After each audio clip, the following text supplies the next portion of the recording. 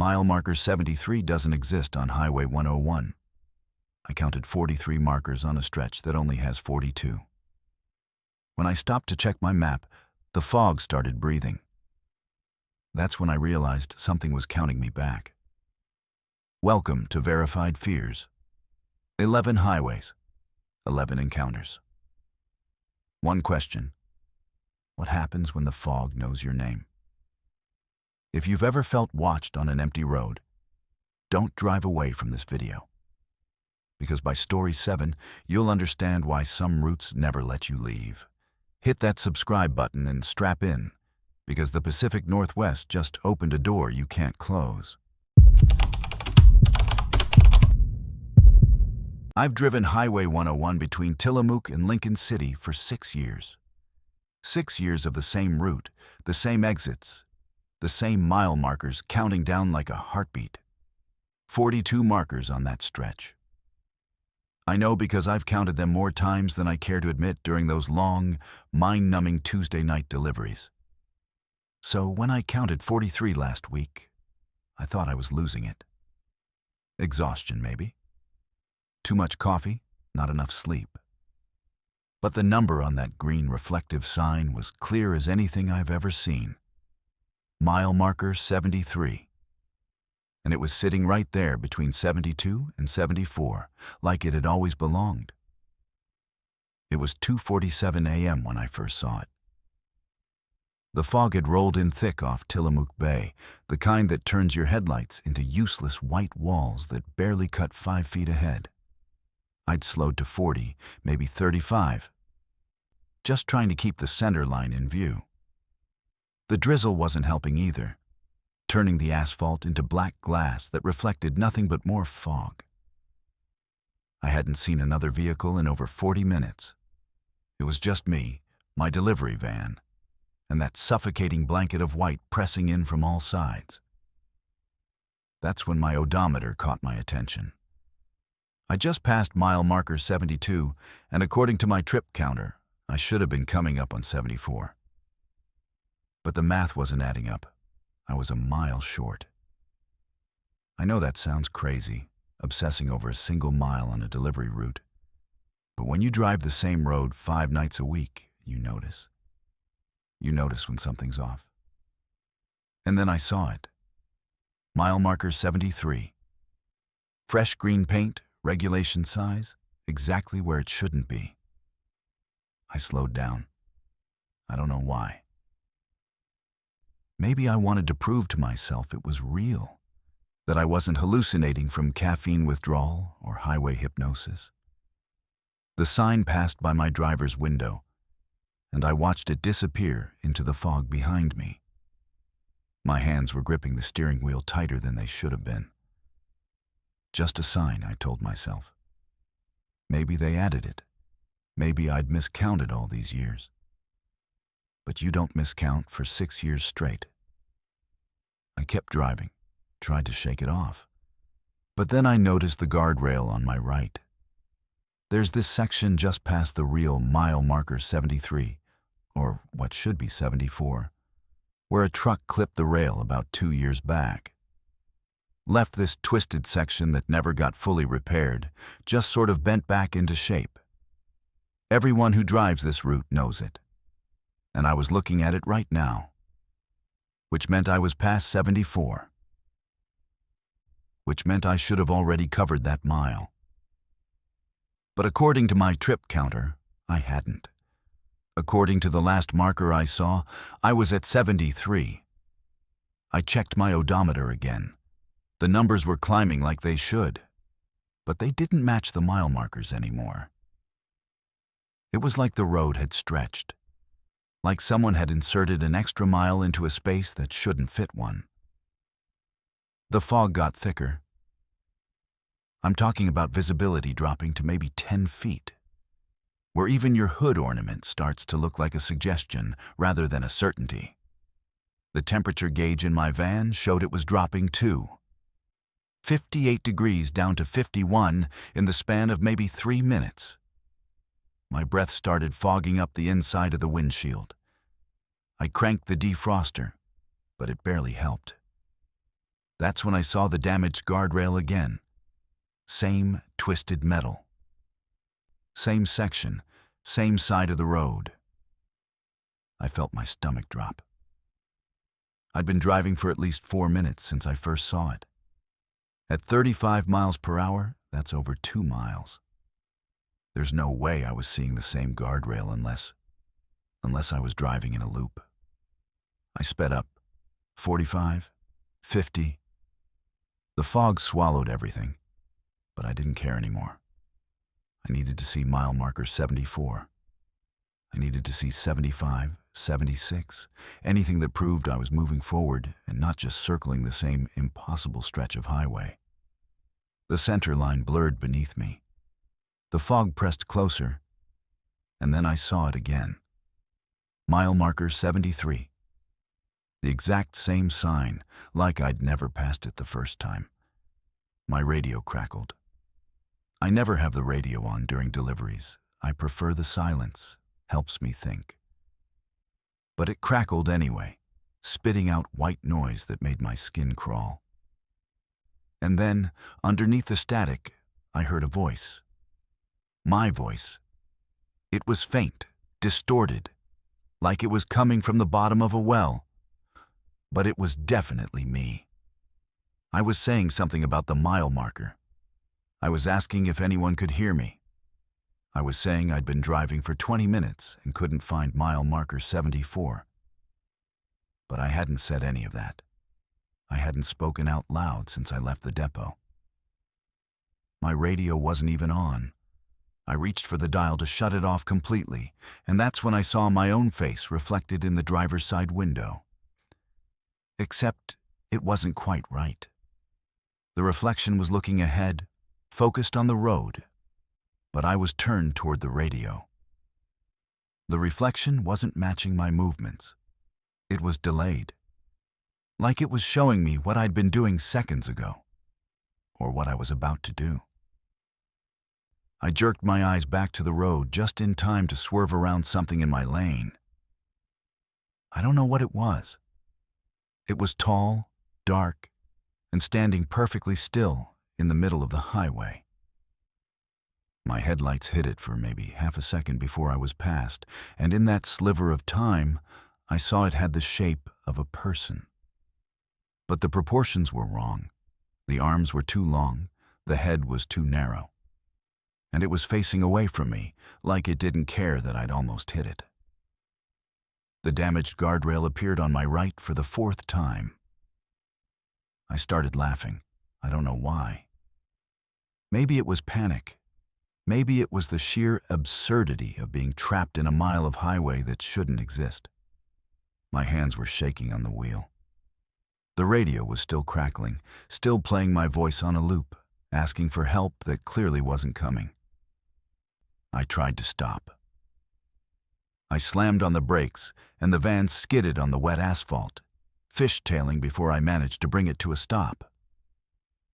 The fog swallowed the red glow of my taillights immediately. I sat there, engine idling, my breath coming in short, sharp gasps. The radio went silent. The only sound was the rhythmic thump of my windshield wipers dragging across glass. And then I heard it. Footsteps. On the asphalt, coming from behind the van. Slow, deliberate, getting closer. I wanted to look in the rearview mirror, but I couldn't make myself do it.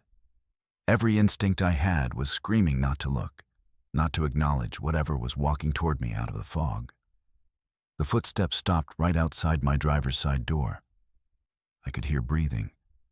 Low, raspy, like something was struggling to pull air through a throat that didn't quite work right.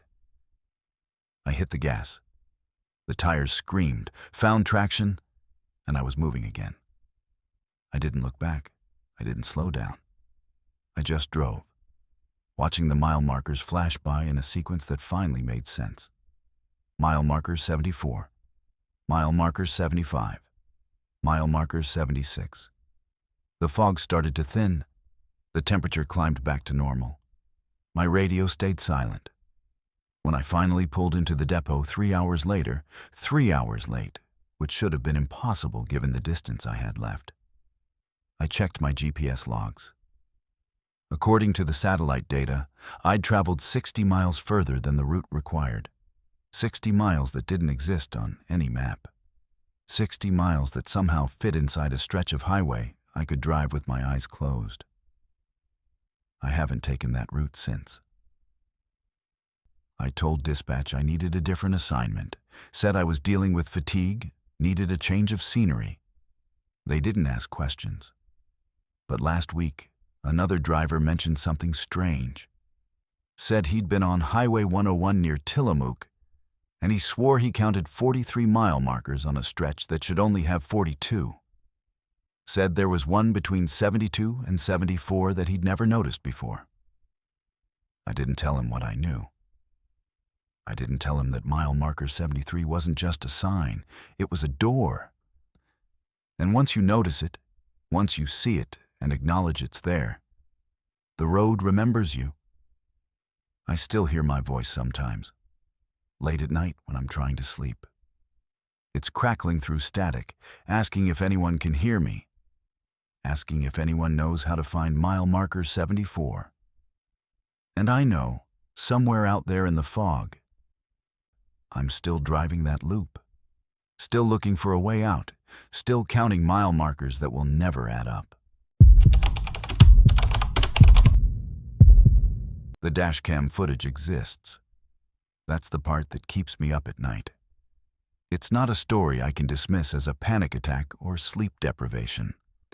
The Oregon State Police have it in their evidence locker, labeled as an unexplained incident, because they can't figure out what else to call it.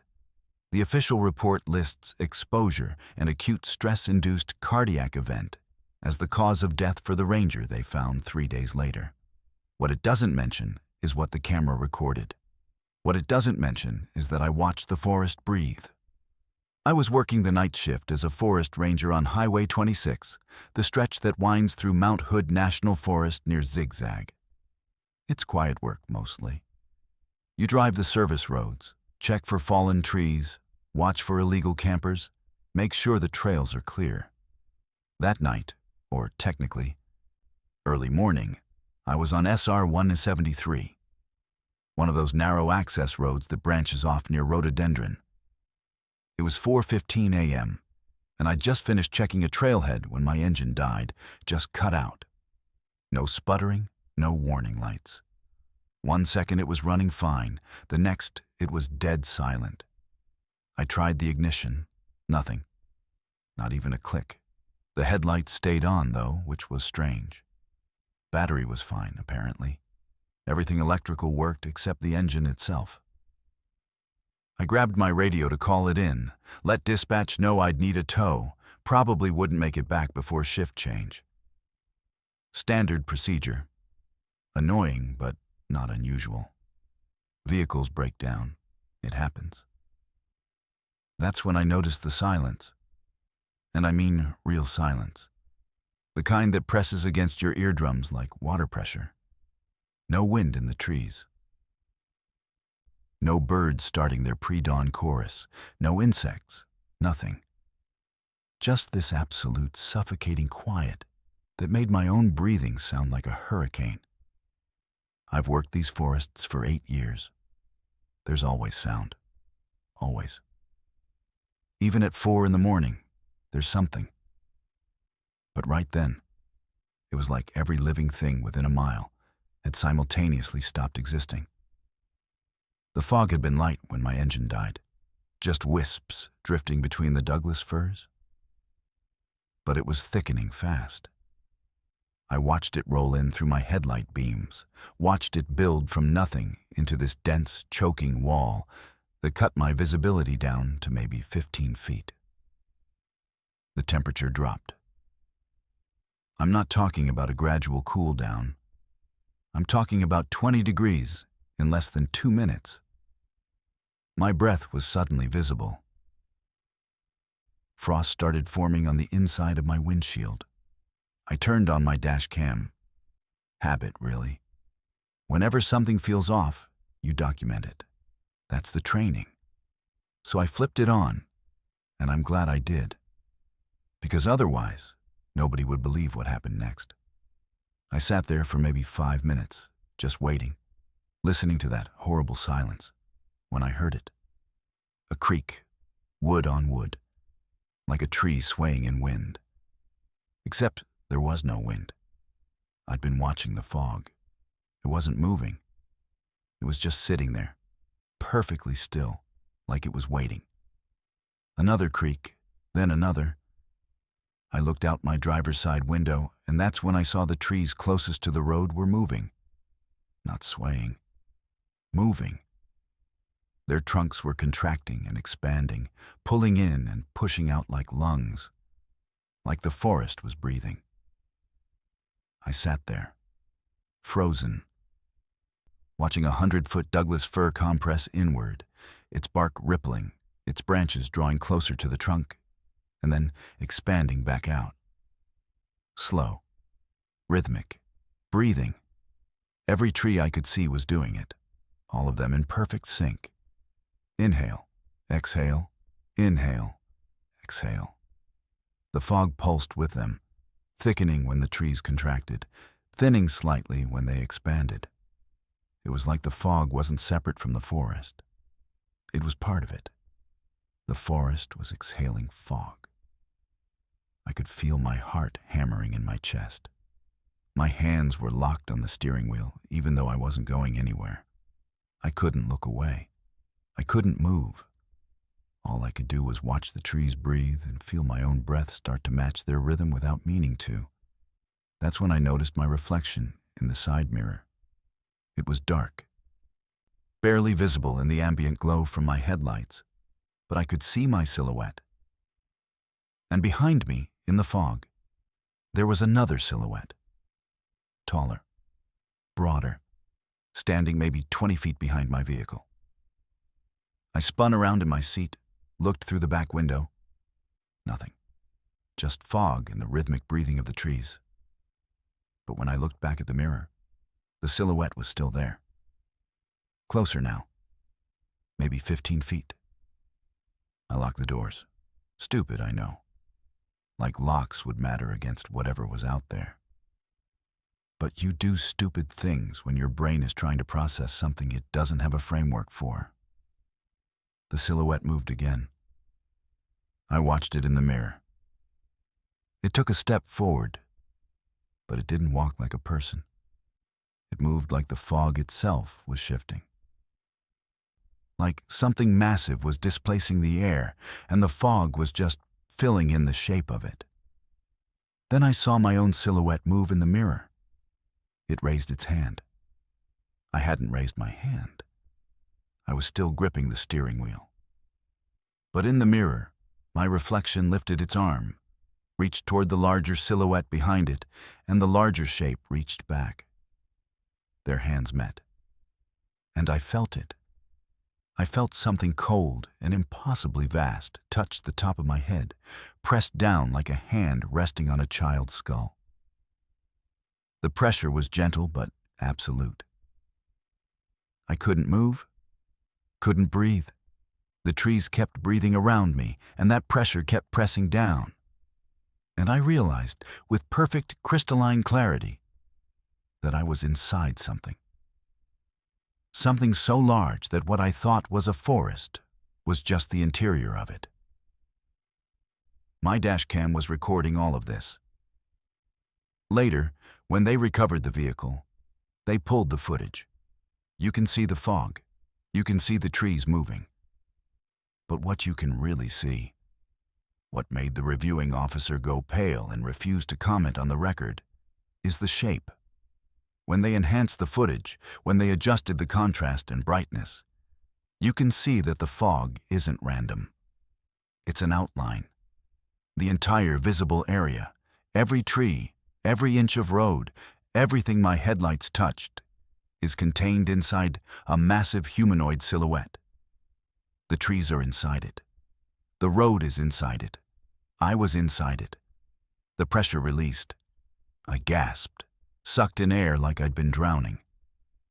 The hand, or whatever it was, lifted off my head. The silhouette in the mirror stepped back, dissolving into the fog. The trees stopped breathing.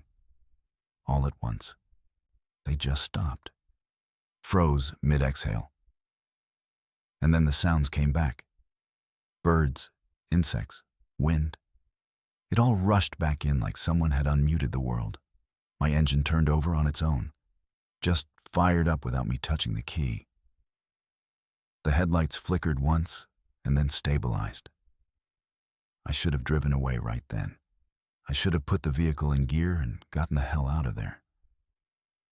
But I couldn't. I was shaking too hard. My hands wouldn't work. So I just sat there while the fog began to thin, while the temperature climbed back to normal, while the forest pretended it had never been anything other than trees and dirt and moss. When I finally managed to drive out, when I got back to the ranger station and tried to explain what happened, they thought I was having a breakdown. Overworked. Too many solo night shifts. They put me on leave. Mandatory psych eval. I would have believed them, would have convinced myself it was a hallucination brought on by carbon monoxide or stress or something, except for the dashcam footage. They couldn't explain that. They still can't. 3 days after my incident, another ranger was found on the same service road, dead in his vehicle, engine running, no signs of struggle, no toxicology hits. The autopsy said his heart just stopped, but his dash cam was running too.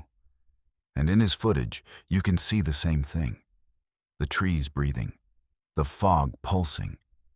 And in the enhanced stills, you can see the outline, the massive shape that contains everything. I don't work for the Forest Service anymore. I can't. Because now I know. When you drive through those mountains, when you wind through those trees in the fog, you're not moving through a forest. You're moving through something that's using the forest as lungs, something so large that highways and trees and entire mountain ranges are just the space between its ribs. And sometimes, when the fog is thick enough, when the silence is deep enough, it breathes. And if you're unlucky enough to be there when it does, it notices you. It reaches down. It touches you. And once it touches you, you become part of the breathing too. The 911 dispatcher had the kindest voice I've ever heard. Calm. Professional. The kind of voice that makes you believe everything's going to be okay, even when your car is sideways in a ditch and the temperature is dropping fast enough that you can watch your breath get thicker with each exhale. She told me help was on the way. She told me to stay in the vehicle, keep the engine running for heat, and stay on the line with her. She stayed with me for 38 minutes. I know because I watched the call timer on my phone. 38 minutes of her voice keeping me calm while I waited for highway patrol to arrive on Interstate 90, just past mile marker 52 near Snoqualmie Pass. When they finally pulled up, when the trooper knocked on my window with that concerned look they all have, the first thing he asked was whether I'd called 911. I said yes, of course I did. I held up my phone, showed him the call timer still running. He looked at my screen, then looked at me, and said dispatch never received a call from my number. He said they got an anonymous report about a vehicle in the ditch, but there was no 911 call. No record of it. Nothing. But I have the call log. It's right there on my phone. 38 minutes and 14 seconds. And I remember everything she said. Every single word. It started when I hit the black ice. I wasn't speeding, maybe 55 in a 65 zone because the fog was rolling in and the roads were getting slick. This was around 11:37 p.m. on a Tuesday in February. I was heading home from Seattle, making the drive I've made 100 times. The pass was mostly clear. just some patches of fog creating those weird halos around the overhead lights. And then my back end just went. No warning. Just suddenly the car was spinning, and I was gripping the wheel trying to remember if you're supposed to turn into the skid or away from it. And then I was stopped, tilted at an angle in the drainage ditch, nose pointed at the tree line. I sat there for maybe 30 seconds, just breathing, taking inventory. Was I hurt? No. Was the car drivable? Probably not at this angle. Could I get out and walk? In this cold? Bad idea. So I did what you're supposed to do. I called 911. It rang twice, and then she answered. 911, what's your emergency? I explained the situation, told her where I was, that I'd gone off the road, that I was okay, but stuck. She asked all the right questions. Was I injured? No. Was anyone else involved? No. Could I see the mile marker? Yes, 52. She told me she was dispatching highway patrol, that they'd be there within 20 minutes given the weather, and to stay in the vehicle with the engine running. Standard stuff, exactly what I expected. But then she asked me something strange. She asked if my childhood dog was a golden retriever named Max. I went quiet, because yes, I had a golden retriever named Max when I was 8 years old. But that's not information a 911 dispatcher should have. That's not information anyone should have unless they knew me personally. I asked her why she was asking that. She didn't answer directly. She just said, I need you to confirm some information for me. Golden Retriever Max, you got him for your 8th birthday. Is that correct? My hands were shaking. And it wasn't from the cold. I said yes. I asked her again why she needed to know that. She said it was protocol, that she needed to verify my identity. That didn't make sense. She already had my phone number, my location, my vehicle registration from the plates I'd given her. But her voice was still so calm, so steady, that I convinced myself maybe this was just some new procedure I didn't know about. Then she asked about my college roommate. Asked if her name started with a J. I said yes, it did. Her name was Jessica. The dispatcher said, That's good. How was Jessica doing these days? And I felt my stomach drop because Jessica died 4 years ago. Car accident on I-5. I told the dispatcher that. I said Jessica passed away.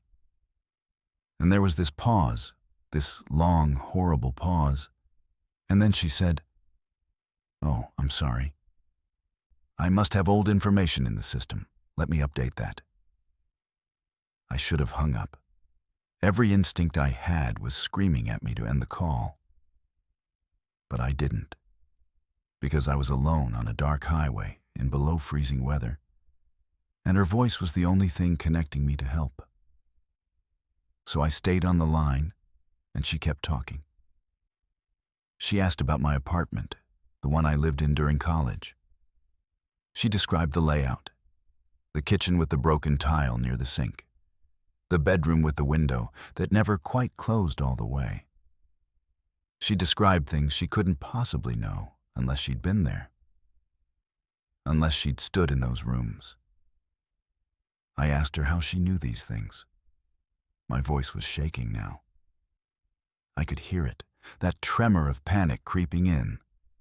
She said she was just reading from the system, from my records. But 911 doesn't have records of your childhood pets or your college apartments or your dead friends. I told her I wanted to speak to a supervisor. She said, of course, she'd transfer me. But could I just confirm one more thing first?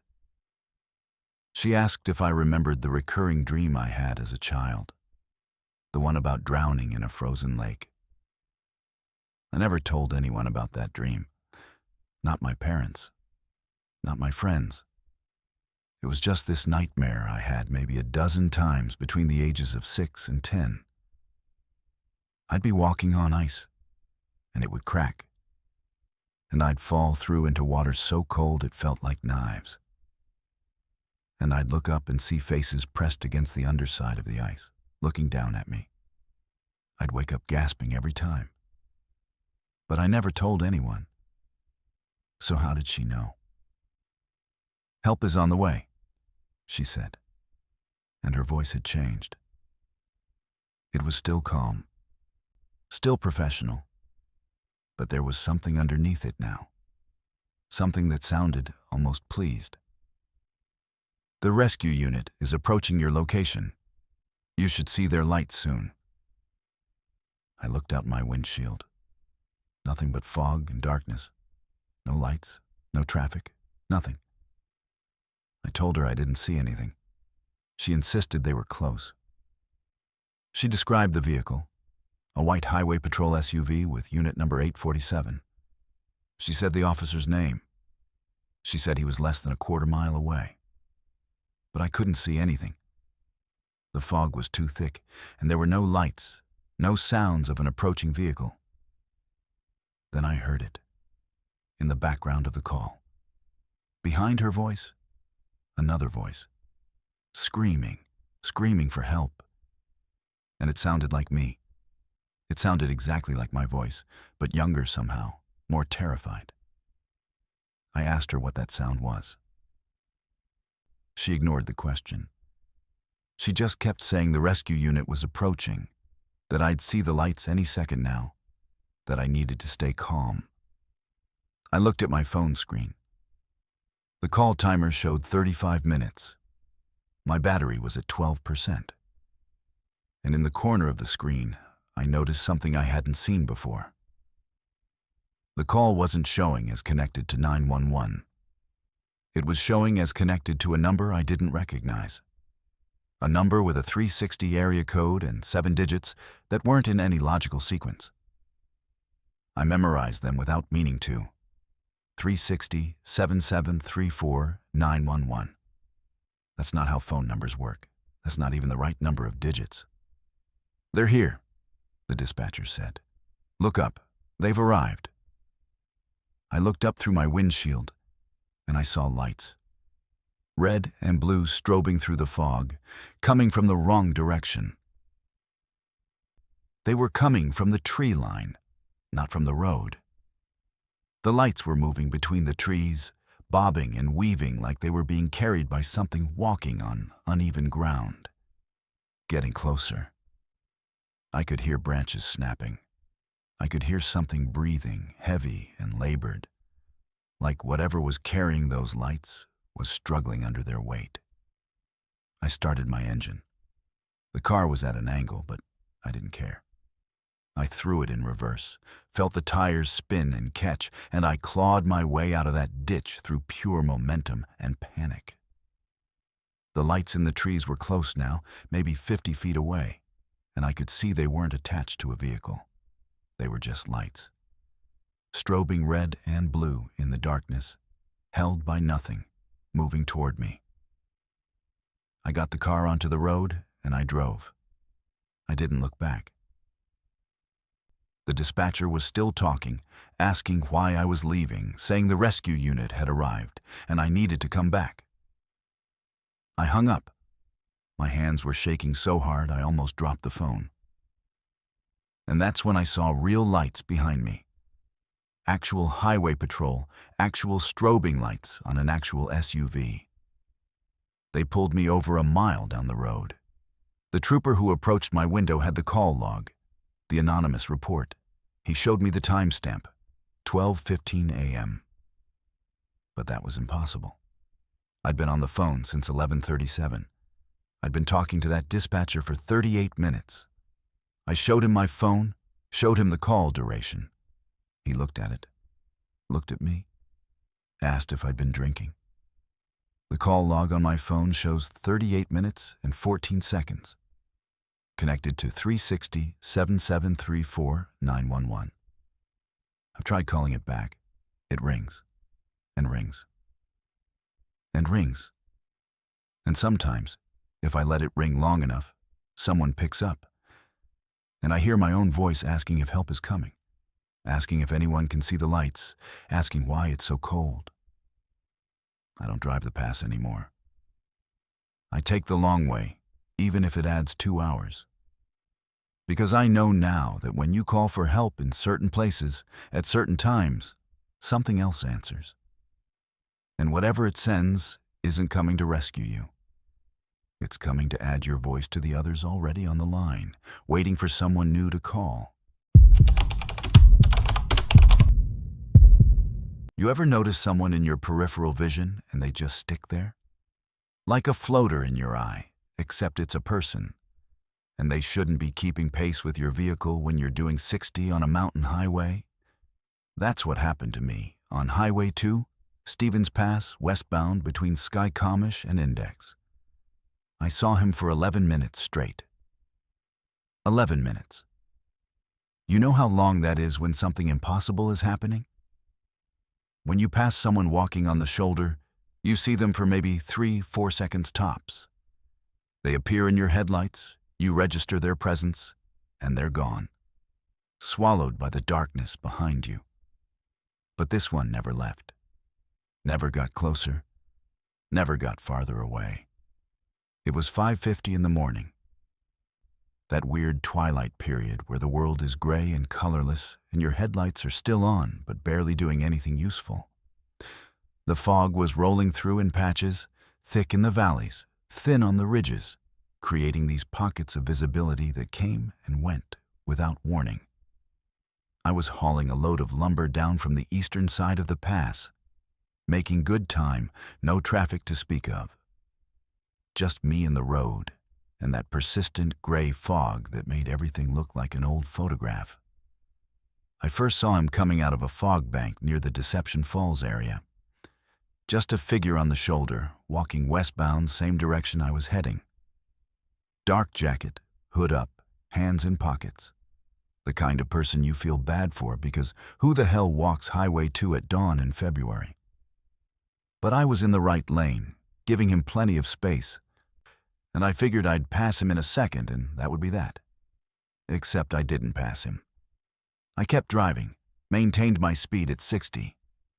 The shoulder walker stayed exactly where he was in relation to my truck, about 200 feet ahead and to the right, walking at what should have been an impossible pace to keep up with me. I checked my speedometer, 60 miles per hour, checked my mirrors to make sure I wasn't somehow stopped or rolling backwards. Nope. The road was moving behind me like it should. The mile markers were clicking by. Everything was normal except for that figure on the shoulder who refused to fall behind. I slowed down to 50. Figured maybe there was some optical illusion happening, some trick of the fog and the light that made it seem like he was maintaining distance. The figure slowed down, not gradually. Instantly. Like someone had adjusted his playback speed to match mine. Same walking gait, same rhythm, just covering less ground per step. Still exactly 200 feet ahead. My hands tightened on the wheel. I sped back up to 60. He sped up. 70. He matched it. I was doing 70 miles per hour on a winding mountain highway in patchy fog, and this figure was walking, not running, walking. Fast enough to stay perfectly positioned ahead of me. His stride never changed. His pace never looked hurried. He just moved at whatever speed necessary to maintain that exact distance. I tried changing lanes. Moved to the left lane like I was passing a slower vehicle, even though there was no other vehicle. The figure shifted too. Not across the lanes. There was no shoulder on the left side, just a guardrail and a drop-off. He just repositioned somehow. Appeared in my line of sight in the same relative position, still on the right shoulder that I was no longer next to. That's when my stomach started to knot up. That's when I understood this wasn't about fog or tricks of light or fatigue. This was something else. I could see other details now because I'd been staring at him for 6-7 minutes. His jacket was dark green, military style. His hood completely covered his head, no face visible. His hands stayed buried in his pockets. He never looked back at me, never acknowledged the truck bearing down on him minute after minute, just kept walking. The fog would thicken, and I'd lose sight of him for maybe 5 seconds, and I'd feel this stupid surge of relief. But then the fog would thin, and there he'd be, exactly 200 feet ahead, like he'd never disappeared at all. I grabbed my CB radio. Didn't even know what I was going to say. Hey, anyone else seeing weird shit on Highway 2? But when I keyed the mic, all I got was static. Loud, aggressive static that made me drop the handset. I tried my cell phone. No signal, which wasn't unusual for this stretch. But the timing felt wrong. Everything felt wrong. The sun should have been coming up by now, brightening the sky, burning off the fog. But it stayed that same flat gray, like dawn had stalled out and given up. 9 minutes. I'd been watching him for 9 minutes. My neck was starting to hurt from the tension. My eyes were burning from not wanting to blink, from being afraid that if I looked away for even a second, he'd be somewhere else, somewhere worse. I started talking to myself. This isn't real. This is microsleep. You're hallucinating because you've been driving too long. But I wasn't tired. I was more alert than I'd ever been in my life. Every nerve was firing, every sense dialed up to maximum, my body screaming that I was in danger, even though the danger was just walking ahead of me, not threatening anything except my understanding of how the world works. I made a decision. I floored it. The engine roared, the truck surged forward. The speedometer climbed to 75, then 80. This was stupid on a foggy mountain highway, borderline suicidal, but I didn't care. I needed to either catch up to that figure or leave it behind. I needed this to resolve. The figure accelerated. Same walking gait, same casual stride, but covering ground like an Olympic sprinter, like someone had cranked up the playback speed to match my 80 miles per hour. Still 200 feet ahead, still perfectly positioned. I slammed on the brakes. The truck protested, the load shifted, the tires screamed, but I brought it down to 40, then 30, then 20. The figure slowed with me. Exactly matched. Never closer, never farther. And that's when I understood. Distance didn't matter. Speed didn't matter. This thing had locked onto me, had established its position relative to my vehicle, and it would maintain that position no matter what I did. I was towing it. Not with a chain or a rope, but with something else. Something that connected us in a way I couldn't see but could feel pulling taut between my truck and that figure. 11 minutes. I'd been watching him for 11 minutes when the fog lifted. Not gradually, all at once, like a curtain being pulled back. But the gray evaporated, and suddenly I could see a quarter-mile ahead, could see the road winding down toward Index, could see the trees sharp and clear in the morning light. And I could see the shoulder was empty.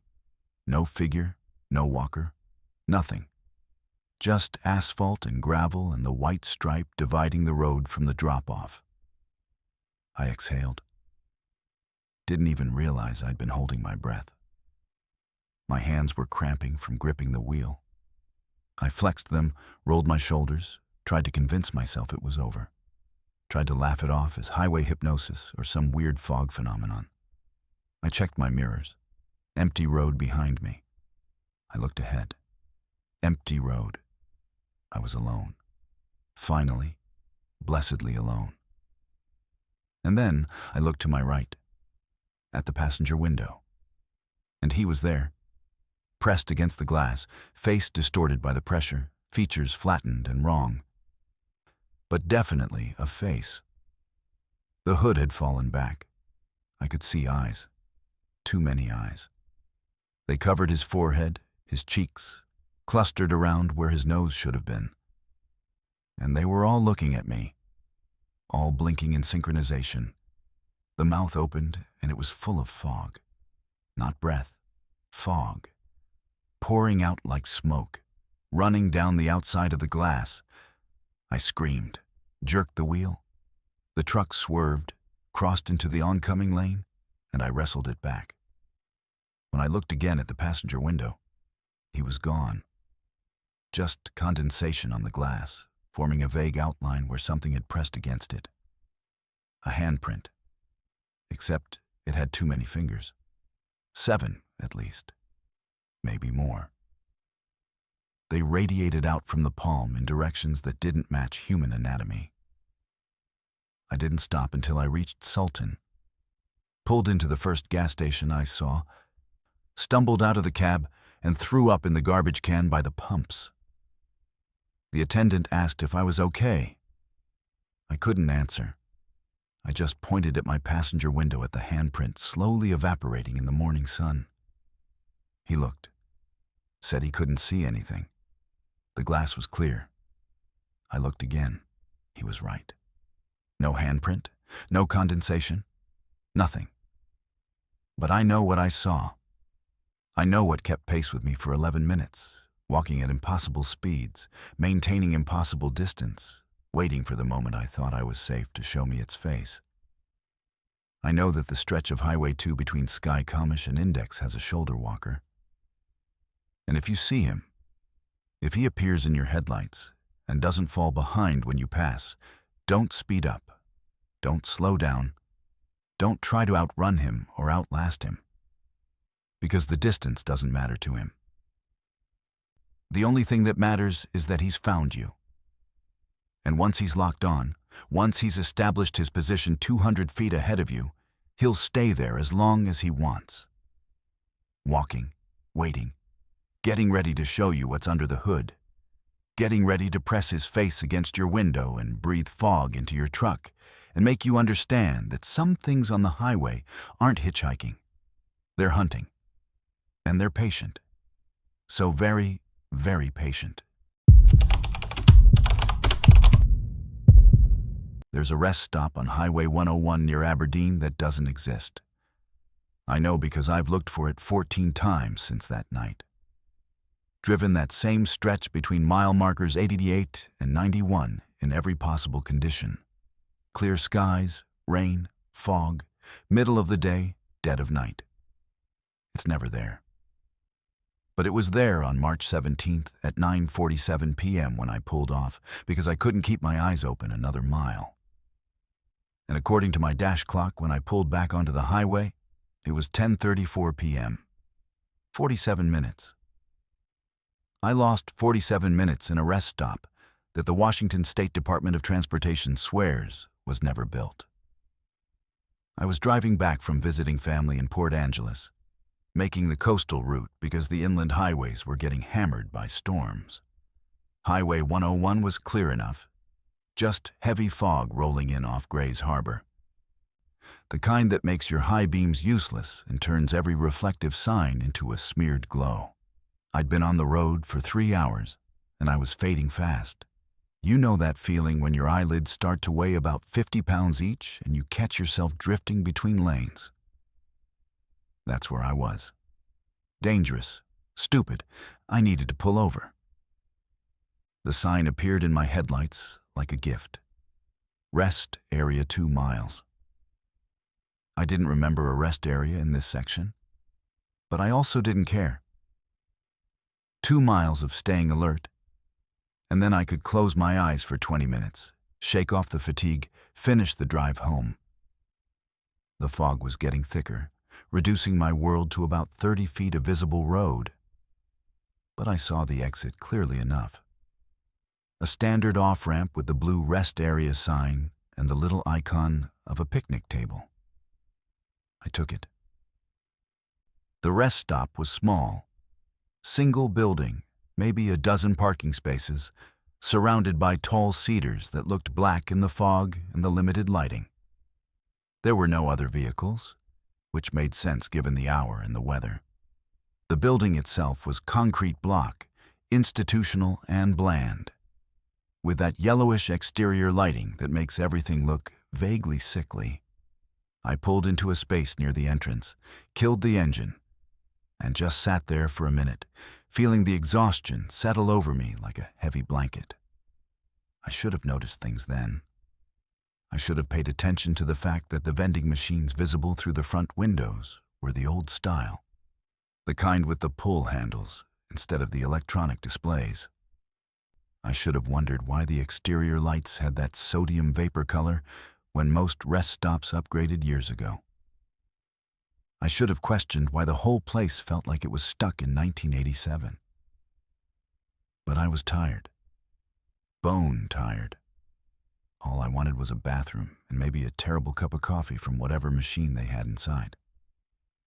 The door opened smoothly, and I stepped into fluorescent lighting that hummed just a bit too loud.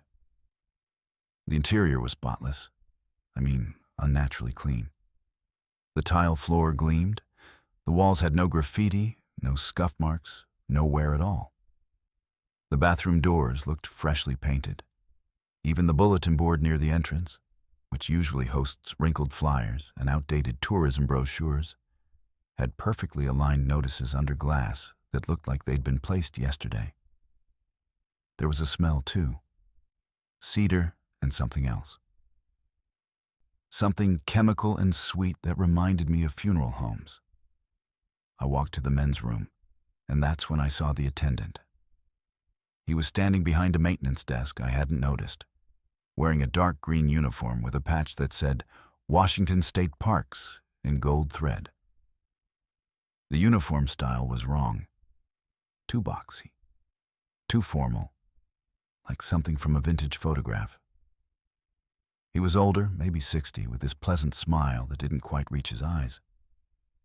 He nodded at me. Evening. Restrooms are open. Coffee's fresh if you need it. I thanked him and continued to the bathroom. It was as pristine as the rest of the facility. White tile, chrome fixtures that actually shone, no soap scum or water spots or any of the usual rest stop bathroom horrors. I used the facilities, washed my hands, and stared at myself in the mirror. I looked exhausted. Dark circles under my eyes, skin pale and drawn. I splashed cold water on my face, trying to shock myself back to full alertness. When I came back out, the attendant was still at his desk, writing something in a ledger, an actual ledger, paper and pen, not a computer. I approached the vending machines, and that's when I really started to notice. The snacks were wrong. Candy bars in wrappers I hadn't seen since I was a kid. Soda brands that don't exist anymore. Everything was priced at 75 cents. I dug in my pocket for change, fed quarters into the coffee machine, and watched as it dispensed something brown and steaming into a paper cup. "Long drive?" the attendant asked. His voice was friendly but flat, like he was reading from a script. "Yeah," I said. Heading back to Olympia, needed a break. "Good idea." Dangerous to drive tired. He went back to his ledger. I noticed he was writing names. Columns of names in neat handwriting. I couldn't read them from where I stood, but there were a lot of them. I took my coffee to one of the plastic chairs bolted to the wall and sat down. The coffee tasted like hot water flavored with the memory of coffee. I drank it anyway. I checked my phone, no signal, which was typical for this area, and just sat there, feeling my muscles unclench, feeling the warmth of the building seep into me. I just closed my eyes for a minute. Just a minute. I opened my eyes to the attendant standing over me. I jerked awake, sloshed coffee on my jacket. "Sorry," he said, still with that pleasant, empty smile. "We're closing soon. Thought you'd want to know." "Closing? Rest areas don't close." I was still foggy from what must have been a micro-sleep. "This one does. Midnight curfew. State regulation. He walked back to his desk. I looked at the clock on the wall, one of those industrial ones with a red second hand. It showed 10:32 p.m. That couldn't be right. I'd pulled in at 9:47. I'd been inside for maybe 15 minutes. 20 tops. I checked my phone. Dead. Battery completely drained, even though it had been at 60% when I arrived. I stood up feeling disoriented, feeling like the room had shifted slightly while I wasn't paying attention. The fluorescent lights seemed brighter now. The humming was louder. The cedar smell was overpowering. "Thanks," I mumbled to the attendant and headed for the door. He didn't look up from his ledger. As I passed his desk, I glanced down at the names he was writing. My stomach dropped. I saw my own name, my full name, including the middle name I never use. It was written 3/4 of the way down the page in a column dated March 17th. Below my name were several more. Above it, dozens, maybe hundreds if he'd filled previous pages. I walked faster, pushed through the door into the fog and the night. My car was where I left it, but something felt wrong about it. It looked smaller, more distant, like I was seeing it through the wrong end of a telescope. I fumbled with my keys, got the door open, threw myself into the driver's seat. The dash clock showed 10:34 p.m., 47 minutes since I'd pulled in. But I'd only been inside for 20 minutes, maybe 25. I started the engine and got the hell out of there. The exit back to Highway 101 was exactly where it should be. The fog was exactly as thick as when I'd arrived. Everything was normal except for the feeling crawling up my spine that I'd just escaped something that had been gentle and patient and perfectly content to let me think I was safe. I drove straight home. Didn't stop. Didn't even slow down until I was pulling into my own driveway 2 hours later. I plugged in my phone, and when it powered back up, there were texts from my sister asking if I'd made it home okay. The timestamps showed she'd been messaging me for the last 3 hours, increasingly worried. The last one said she was about to call the police. I reassured her I was fine, told her my phone died, went inside and tried to forget about the rest stop. Tried to convince myself it was just fatigue and fog and an overactive imagination. And I almost succeeded until the mail arrived 4 days later. The envelope had no return address. Inside was a Polaroid photograph. It showed my car in the rest stop parking lot, taken from outside the vehicle through the driver's side window.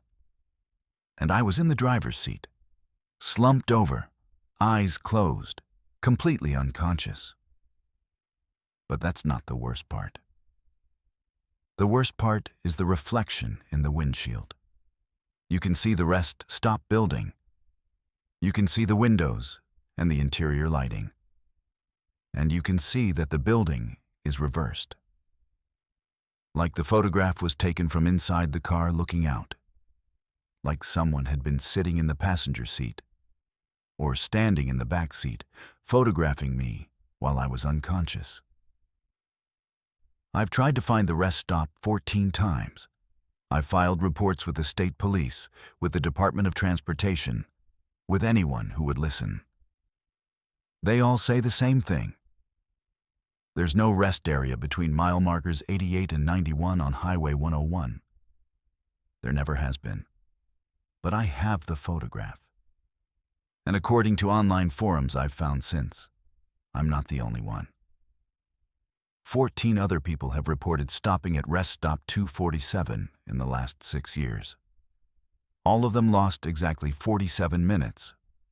All of them received Polaroids in the mail, showing themselves unconscious in their vehicles. And all of them appear in the ledger. The attendant writes down everyone who stops. Everyone who closes their eyes in that pristine, cedar-scented building. Everyone who thinks they're just taking a short rest on a foggy night on Highway 101. He writes down their names, and then sometime later, when they least expect it, they get proof that those 47 minutes weren't just missing, they were stolen. And whoever's running Rest Stop 247 wants you to know they still have them, still have those minutes, still have you in a way. Captured forever in Polaroid emulsion, asleep in your car while something patient and methodical stands in the back seat and documents your vulnerability.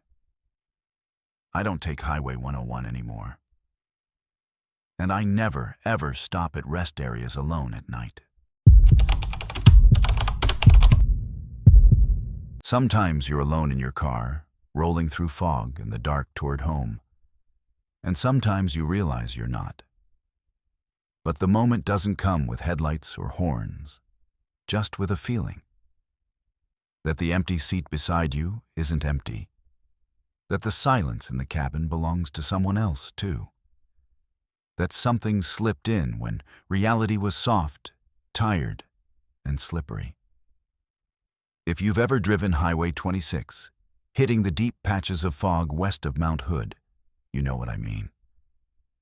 I wouldn't have told anyone if it hadn't happened to me. I was on the Sylvan Hills section, just past sunset, the golden hour bleeding away and taking with it any sense of reassurance. The highway gets quiet at that time. The world folds down to just you, the dashboard, breathing, and the steady hum of the tires. Streetlights along this stretch burn halos through the mist, warping time, making distances elastic and untrustworthy. It was like driving through an aquarium made of cold, wet air. Everything that moved out there might just as easily have moved in here. I was coming up on the Vista Ridge Tunnel when I saw the other car. It was just a set of headlights in the mirror at first, which isn't unusual. Except it wasn't there one moment, and the next, it was. Perfectly aligned behind me, holding the same speed, melting into the fog with a precision that felt deliberate. It was the make and model that caught me. A dull blue sedan, aging but cared for. I drive a dull blue sedan. It matched my car exactly. I checked my rear view, then my side mirrors. There were two of us now. It felt oddly comforting, like a convoy in the lonely night. Until it didn't. I changed lanes to pass a slow truck. The blue car did too, mimicking my move flawlessly. I slowed down, approaching a construction zone. They slowed. When I sped up after merging again, I watched the other car keep exact pace. My nerves started to fizz. Space on a night like this should be mine, private, secret. But I'd lost it. Whoever was behind me, or beside me, knew how I drove, almost knew who I was. The tunnel threw everything into amber and shadow. For a moment, both cars were walled in together. The fog outside gave way to subterranean silence inside, and I felt, viscerally, the peculiar exposure of being observed. I glanced out of habit at the blue car as we entered the tunnel. Their windows were so fogged up I couldn't see the driver. But the outline in the seat looked familiar. Too familiar. I've never liked mirrors much. And that's what it felt like. The world reaching back to observe my motions. As we exited the tunnel, I noticed something wrong with my dashboard. The trip odometer was climbing in double digits, ticking up faster than miles were passing. By the time we hit the zoo exit turnoff, the numbers had blurred past my expectations. My breathing grew sharper, my focus narrowing. A sudden flicker, my phone lit up with a Bluetooth notification. A device called Merge72 wanted to connect. That's my car's make and year, but I'd never named my device Merge. I swiped it away, but it came back, pinging every couple of miles like an insistent knock. The other car drifted closer, close enough for its headlights to fill my cabin with silver light. I decided to test it. I changed lanes, more sharply this time, risking a swerve. They did too, a breath's delay, but precise. I forced myself to look directly through the driver's window this time. Their face poked through the dirty glass and condensation just for one heartbeat, long enough to make me freeze at the wheel. It was me. My jacket, my tired face, even the small birthmark below my left eye. But the expression was hollow, like someone seeing themselves for the first time and not liking what they saw. The fog thickened, wrapping the highway up in a shroud. I tried rationalizing. Sometimes cars ghost each other, drivers with matching routes, matching speeds. Sometimes you hallucinate alone in the dark. But it didn't add up. The temperature dropped, my breath fogged the windshield, and my heart seemed to chime with the rhythm of two cars racing nowhere. My mirrors made it worse. They showed not one car, but several. Sometimes two headlights behind me, sometimes none. They drifted and divided as the fog thickened, merging, splitting, playing tricks. I stopped trusting the reflections. When I glanced at my rearview mirror again, my own eyes looked back, a face pressed too near the glass, pale and patient. When I blinked, it was gone, replaced by just the pale blue car in the mist. The trip odometer hit 71. The highway itself curves at that marker, looping toward the city's lights. But I wasn't sure what city I was heading for. I felt a kind of panic begin, a rootless, drifting sensation, like when you misremember your own birthday or lose your keys and realize what you're missing isn't just an object. It's a fundamental part of who you are. That's when the other car drifted into my lane. Not suddenly, not dangerously, just inching closer, as if the space between us was meant to dissolve. Lights washed across my dashboard. My car, my skin, felt diffused, stretched thin like fog. The boundary between me and them was breaking down, like the road was folding both of us into one. I tried to slow. I tried to speed up, anything to reestablish distance, but my feet and hands didn't respond. My body was here, but I was drifting, losing the shape I'd occupied for years.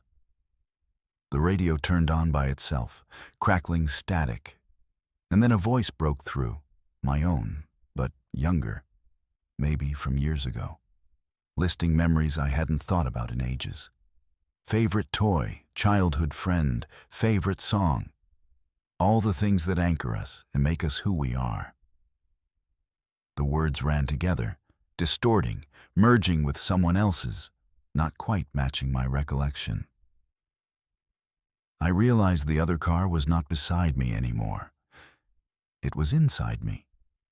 Not physically, spiritually, mentally, whatever word you want for a crossing that's more than just swapping lanes. My hands felt unfamiliar. Same scars, but a different way of gripping the wheel. My reflection in the side window was warping, the features blending with a shadow, my expression changing before I felt the emotion. I was becoming, in some small way, someone else. Someone just like me, but not me at all. The streetlights flickered and the world bent. I looked over and for the first time saw a passenger. In my own seat beside me, wearing my jacket, looking out the window, humming a tune I recognized as one I hum when stressed. But this passenger did not acknowledge me. Their face glowed just a bit too pale. When they shifted in their seat, I saw details that didn't fit. A scar on the chin that I don't have. Nails clipped smooth when mine are always ragged. Their eyes flickered back. Not a look, more a takeover.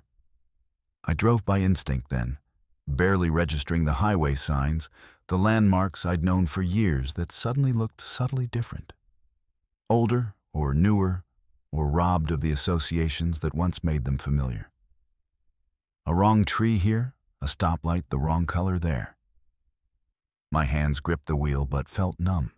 The tattoos on my left knuckles shimmering, shifting shapes in the peripheral vision. Each glance in the mirrors brought a new variation of my own face. Slower, older, younger, stranger.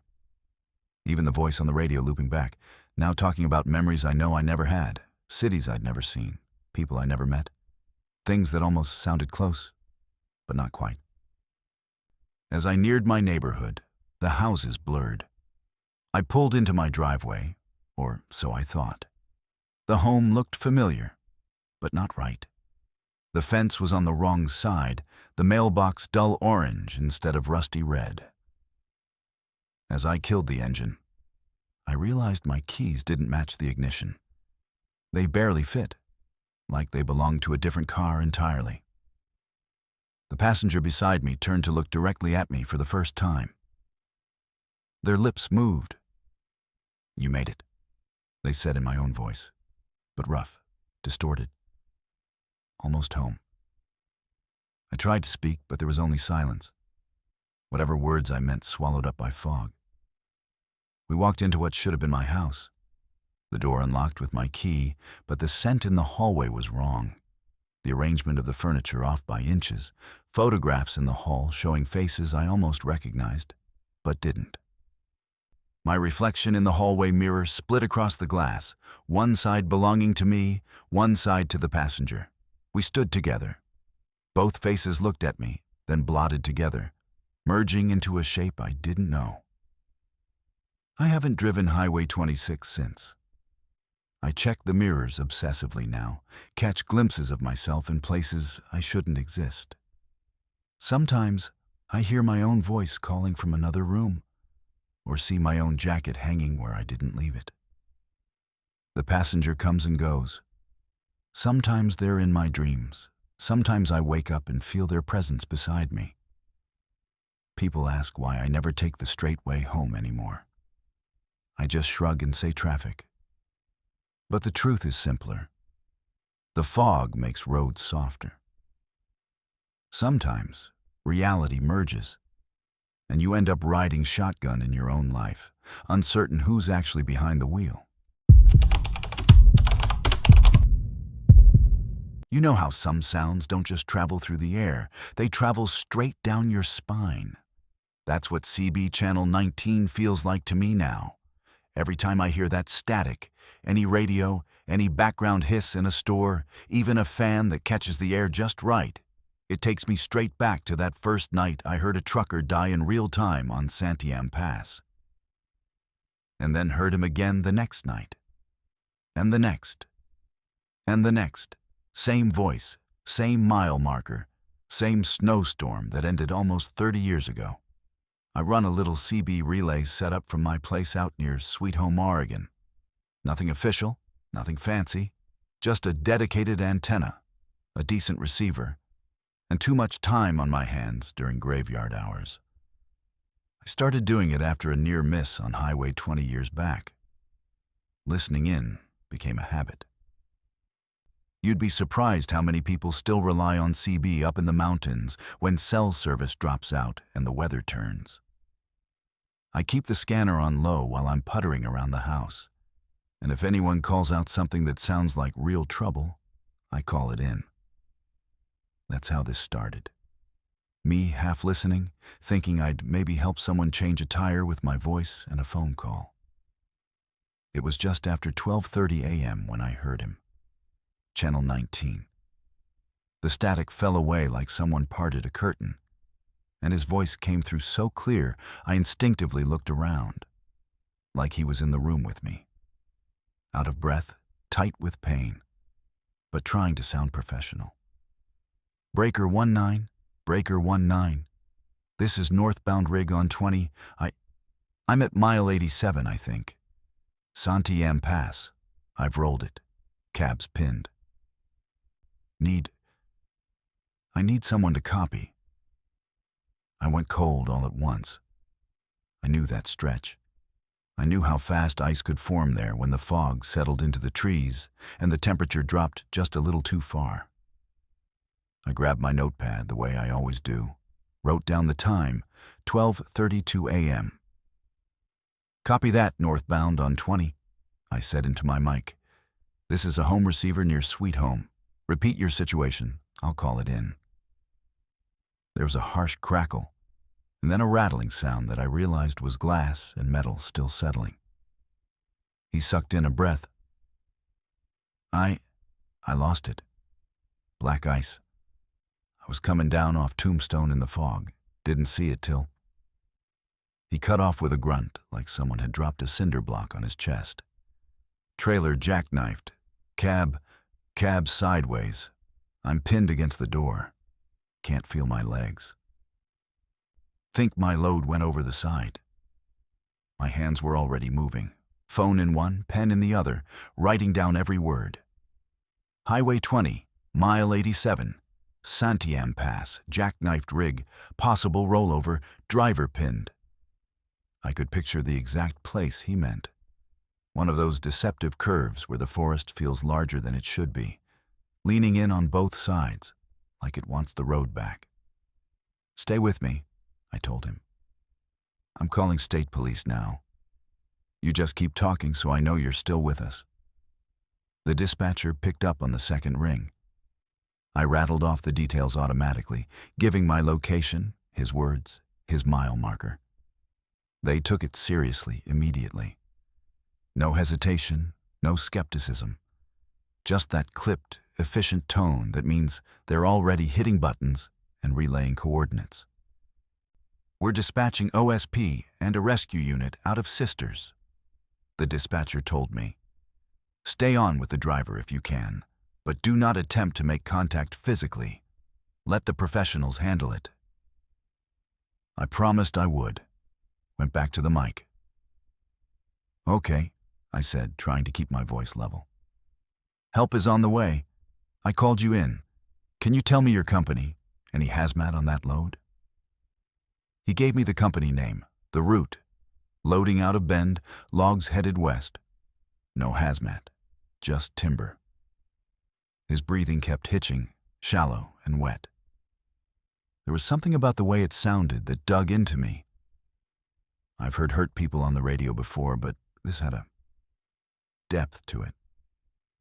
Like I was hearing the air move in a space far bigger than just a cab. "You still there?" he asked. The fear under his voice slipped a little closer to the surface. Don't go quiet on me, all right? It's so damn dark out here." "I'm here," I said. "Tell me what you see out the windshield." There was a long pause where all I could hear was static and that labored breath. Then, nothing.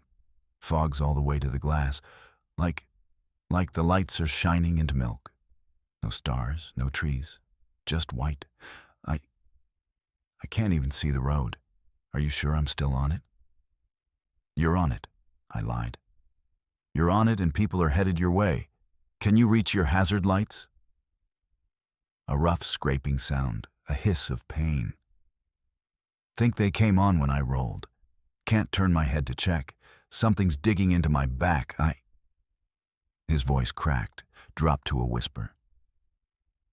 "I keep hearing trucks, but none of them are stopping. I hear them go by, feel the rumble, but I can't see their lights." "Why can't I see?" The radio squealed, then flooded with static. My heart slammed. "You're still there," I said sharply. "I hear you. Keep talking."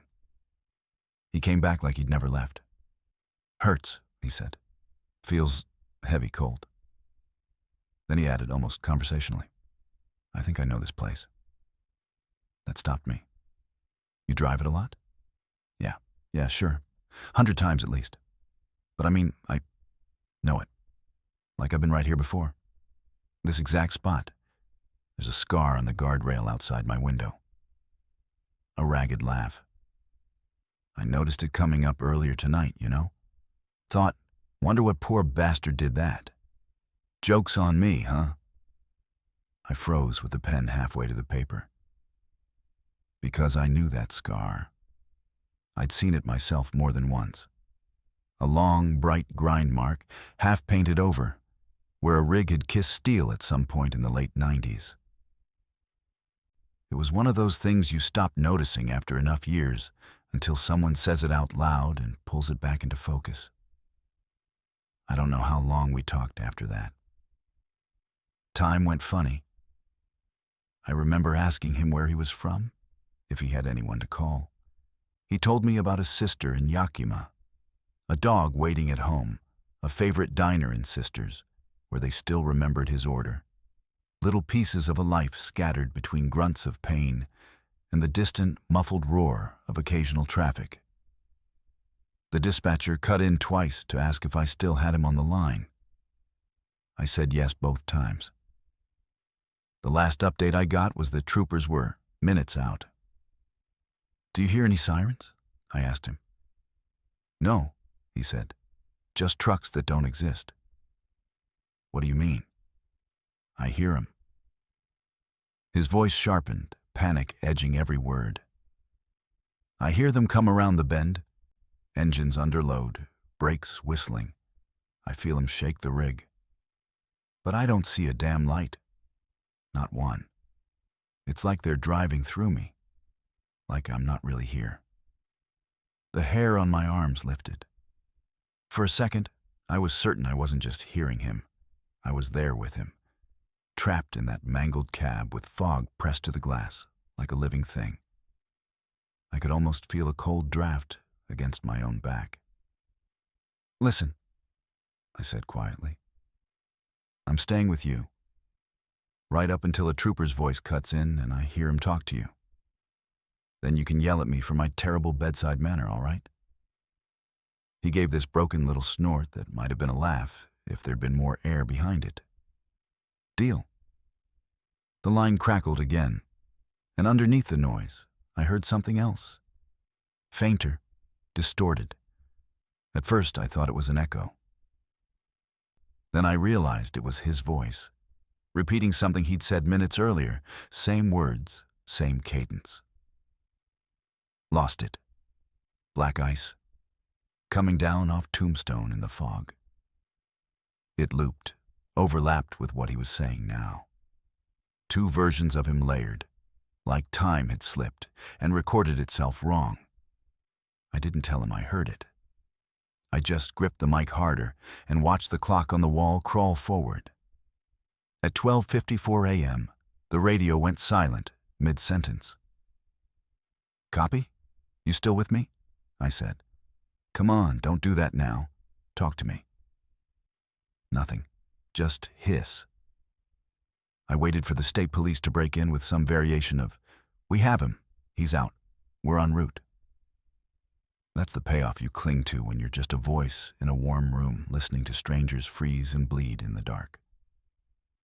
Eventually, the dispatcher came back. Not on CB, but on my phone. "Units reached mile 87, she said, voice careful. "They're clearing the scene now." "Is he conscious?" I asked. There was a pause. Papers rustling. Someone speaking in the background. "Sir," she said slowly, "there's no new accident at that location. They found the site of an old crash. Rollover, log truck, cab down the embankment. It happened in February 1997. Driver didn't survive. There's no vehicle there now." I told her that was impossible. Read his words back to her from my notes. Same mile marker, same curve, same load. I could hear the chill land in her silence, even through the phone. She said she'd check the historical reports. I didn't wait. I started searching myself as soon as we hung up. She called me back an hour later. The dates matched. The company matched. Even the time of night lined up. Around 12:30 a.m., Santiam Pass. Black ice and fog. Fatal. I didn't sleep the next day. I sat at the radio. Midnight came and went. I told myself I was being ridiculous, that this was grief, shock, whatever word you want for the mind trying to explain a tear in the pattern. And then, at 12:32 a.m. on the dot, Channel 19 snapped into sudden crystal clarity. Breaker 19, Breaker 19. This is northbound rig on 20. I'm at mile 87, I think. Santiam Pass. I've rolled it. Same voice, same words. Same hitch of breath on rolled. I stared at the mic. I didn't answer. Couldn't. I just listened as he lived those minutes again, line for line, word for word, with tiny, horrible differences.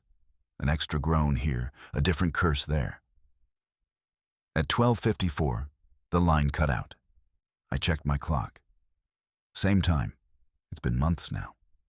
Some nights he doesn't come. Some nights he does. Always that same window, always the same stretch of Highway 20. I've tried everything, answering him, staying silent, talking over him, praying into the mic like an idiot. It doesn't matter. The loop runs. Sometimes, if I keep my own voice low enough, I can hear something underneath his words. A second layer, another version of him, farther away, begging someone to answer who never does. You want to know the worst part? A week ago, I started hearing a third voice under the first two. Mine, faint, delayed, saying exactly what I'd said that first night, telling him help was coming, asking what he saw out the windshield, promising I wouldn't leave him alone. So here's what I'm telling you, since you're here with me now, listening. If you're ever on Highway 20 near Santiam Pass around 12:30 in the morning, and your radio picks up a trucker calling for help at mile 87, answer if you want, or don't. Call it in if you can. It won't change what already happened in 1997. It won't pull him out of that cab. But understand this. Not every distress call is in real time. Some of them are echoes.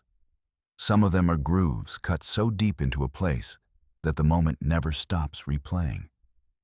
And if you listen long enough, if you let that moment hook into you the way I did, sooner or later, your voice becomes part of the recording too. You ever show up to a crash scene and realize you're not the first one there? Not because another crew beat you, but because the road itself remembers what happened and refuses to let it go. That's what it was like the first time I worked the guardrail on that stretch of Highway 101 between Cannon Beach and Arch Cape. I thought I was responding to one accident. Turns out I was stepping into all of them at once.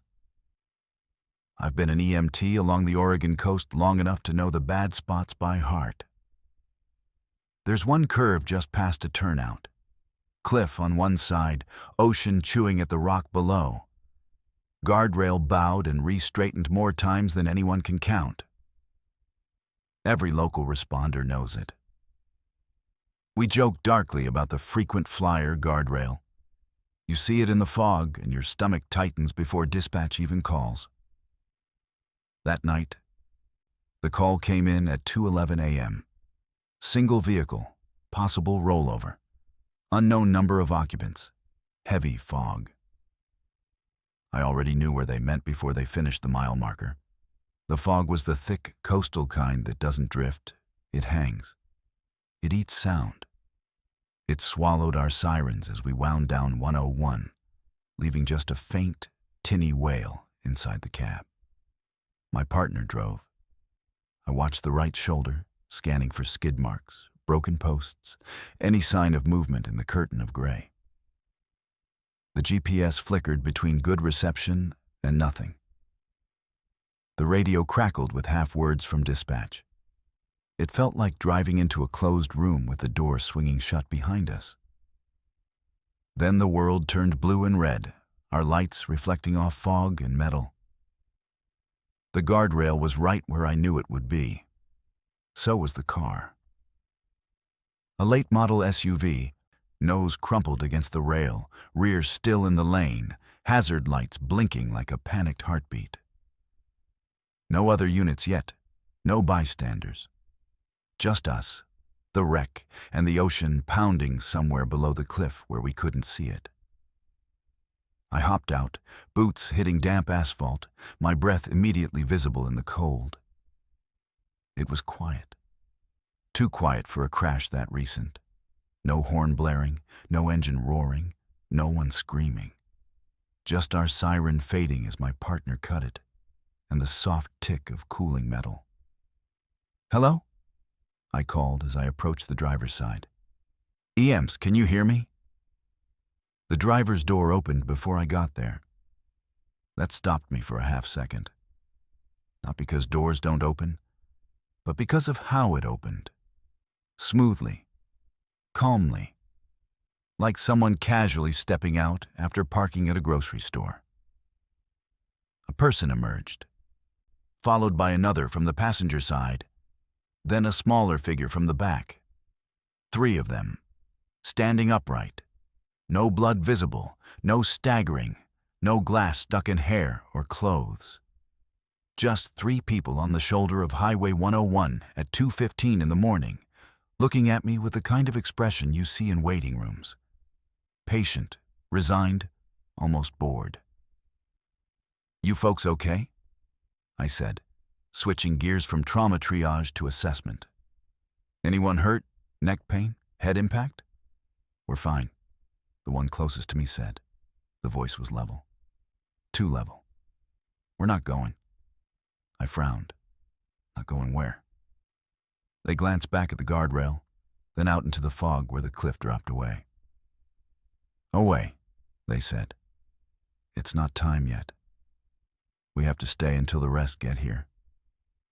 Now, you hear strange things on scenes. Shock does weird things to the brain.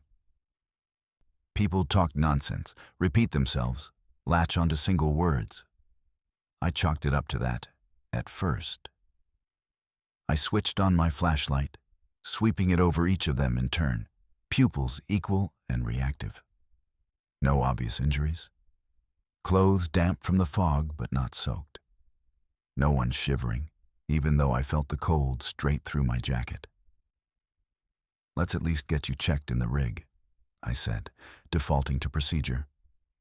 "We'll take a look, warm you up, make sure."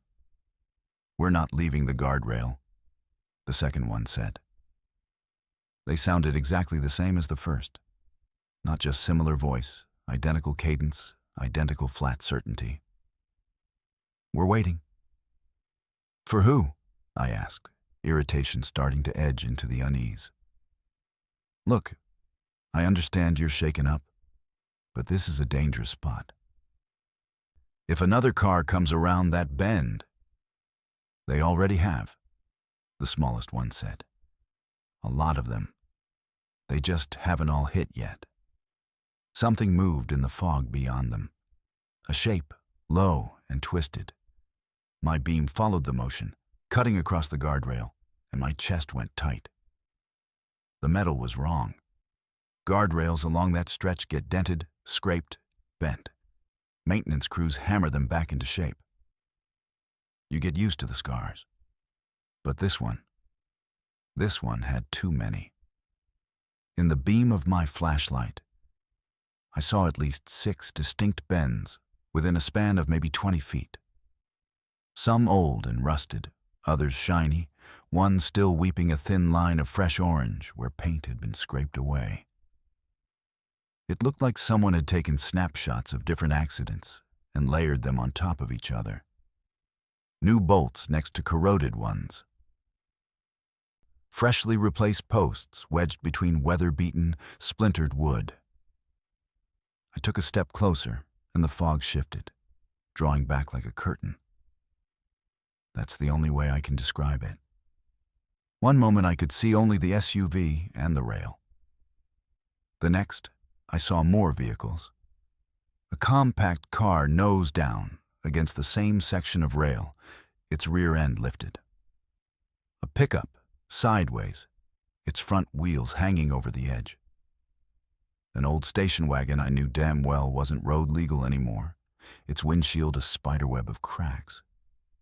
They were overlapping, transparent, like reflections in misaligned mirrors. Some were faded, almost ghostly. Others nearly solid, all of them touching the same scarred metal. I blinked hard. The scene snapped back to just the SUV. Just one wreck, just one set of hazards flashing. The three figures hadn't moved. They hadn't even turned to look at the other vehicles I thought I'd seen. My partner came up beside me, gear bag in hand, cursing under his breath at the visibility.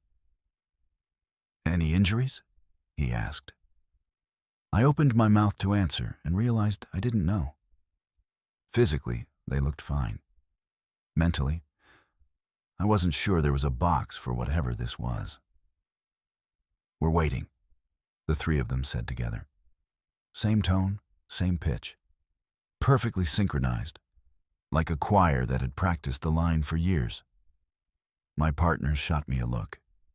The kind that says, "Are you hearing this too?" I nodded, almost imperceptibly.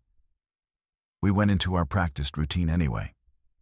Vitals, questions, gentle reassurance. They allowed us to check their pulses, their breathing, their pupils. Everything read as normal. Skin cool, but not cold. Heart rate steady. They answered every medical question with calm precision. No head trauma, no lost consciousness, no pain. But every time we suggested moving them, into the rig, away from the rail, even just a few steps back, they refused. Politely, firmly, in unison. "We're waiting for the rest. We're not leaving them again." "Again?" I asked. They turned their faces toward the water, where we couldn't see anything but fog and distant white noise. "We left last time," one of them said.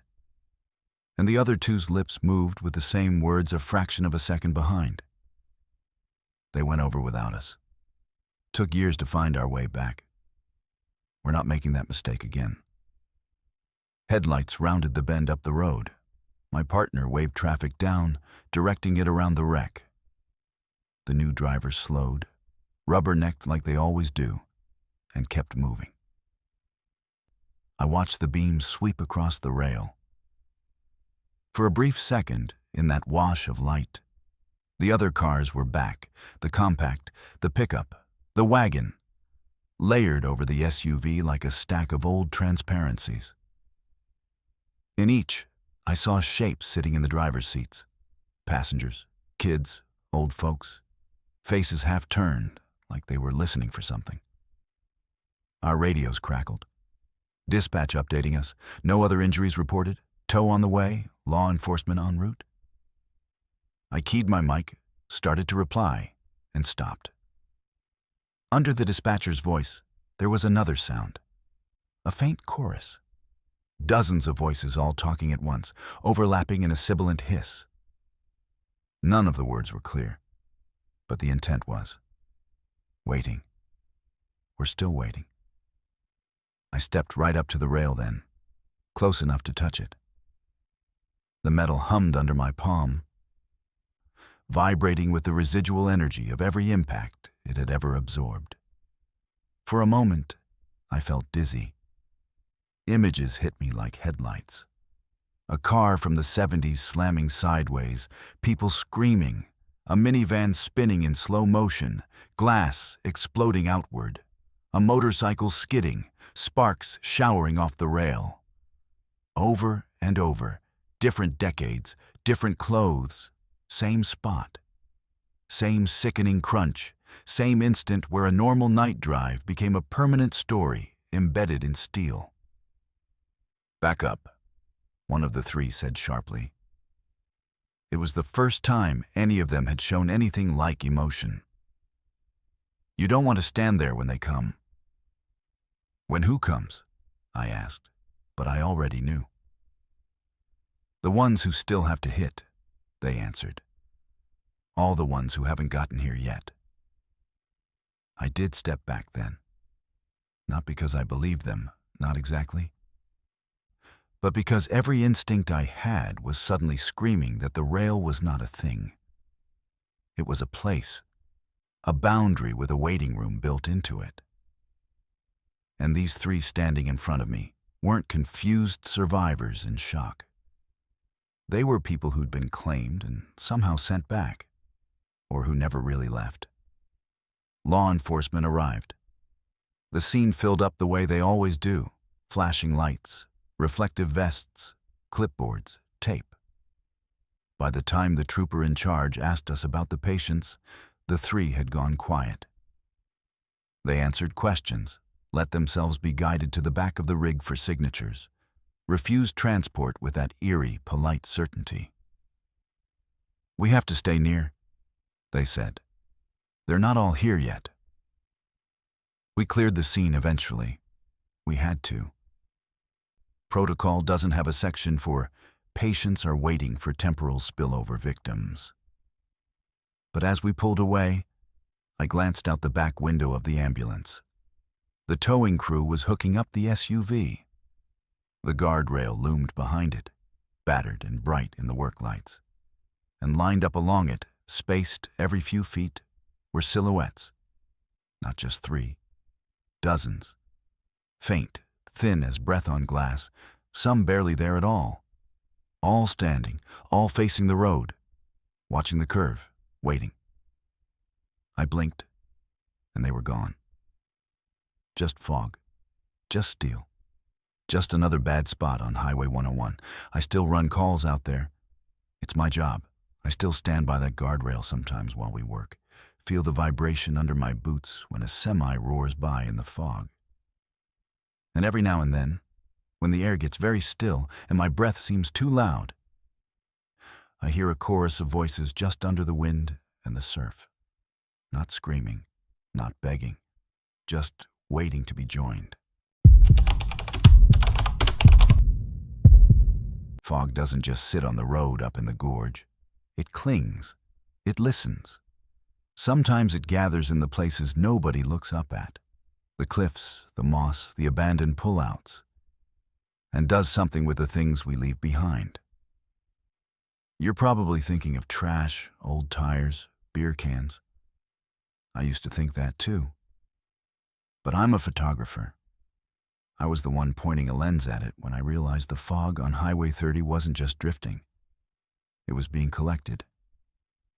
I'd been working on this personal project for a while. Bones of the Old Highway, I called it.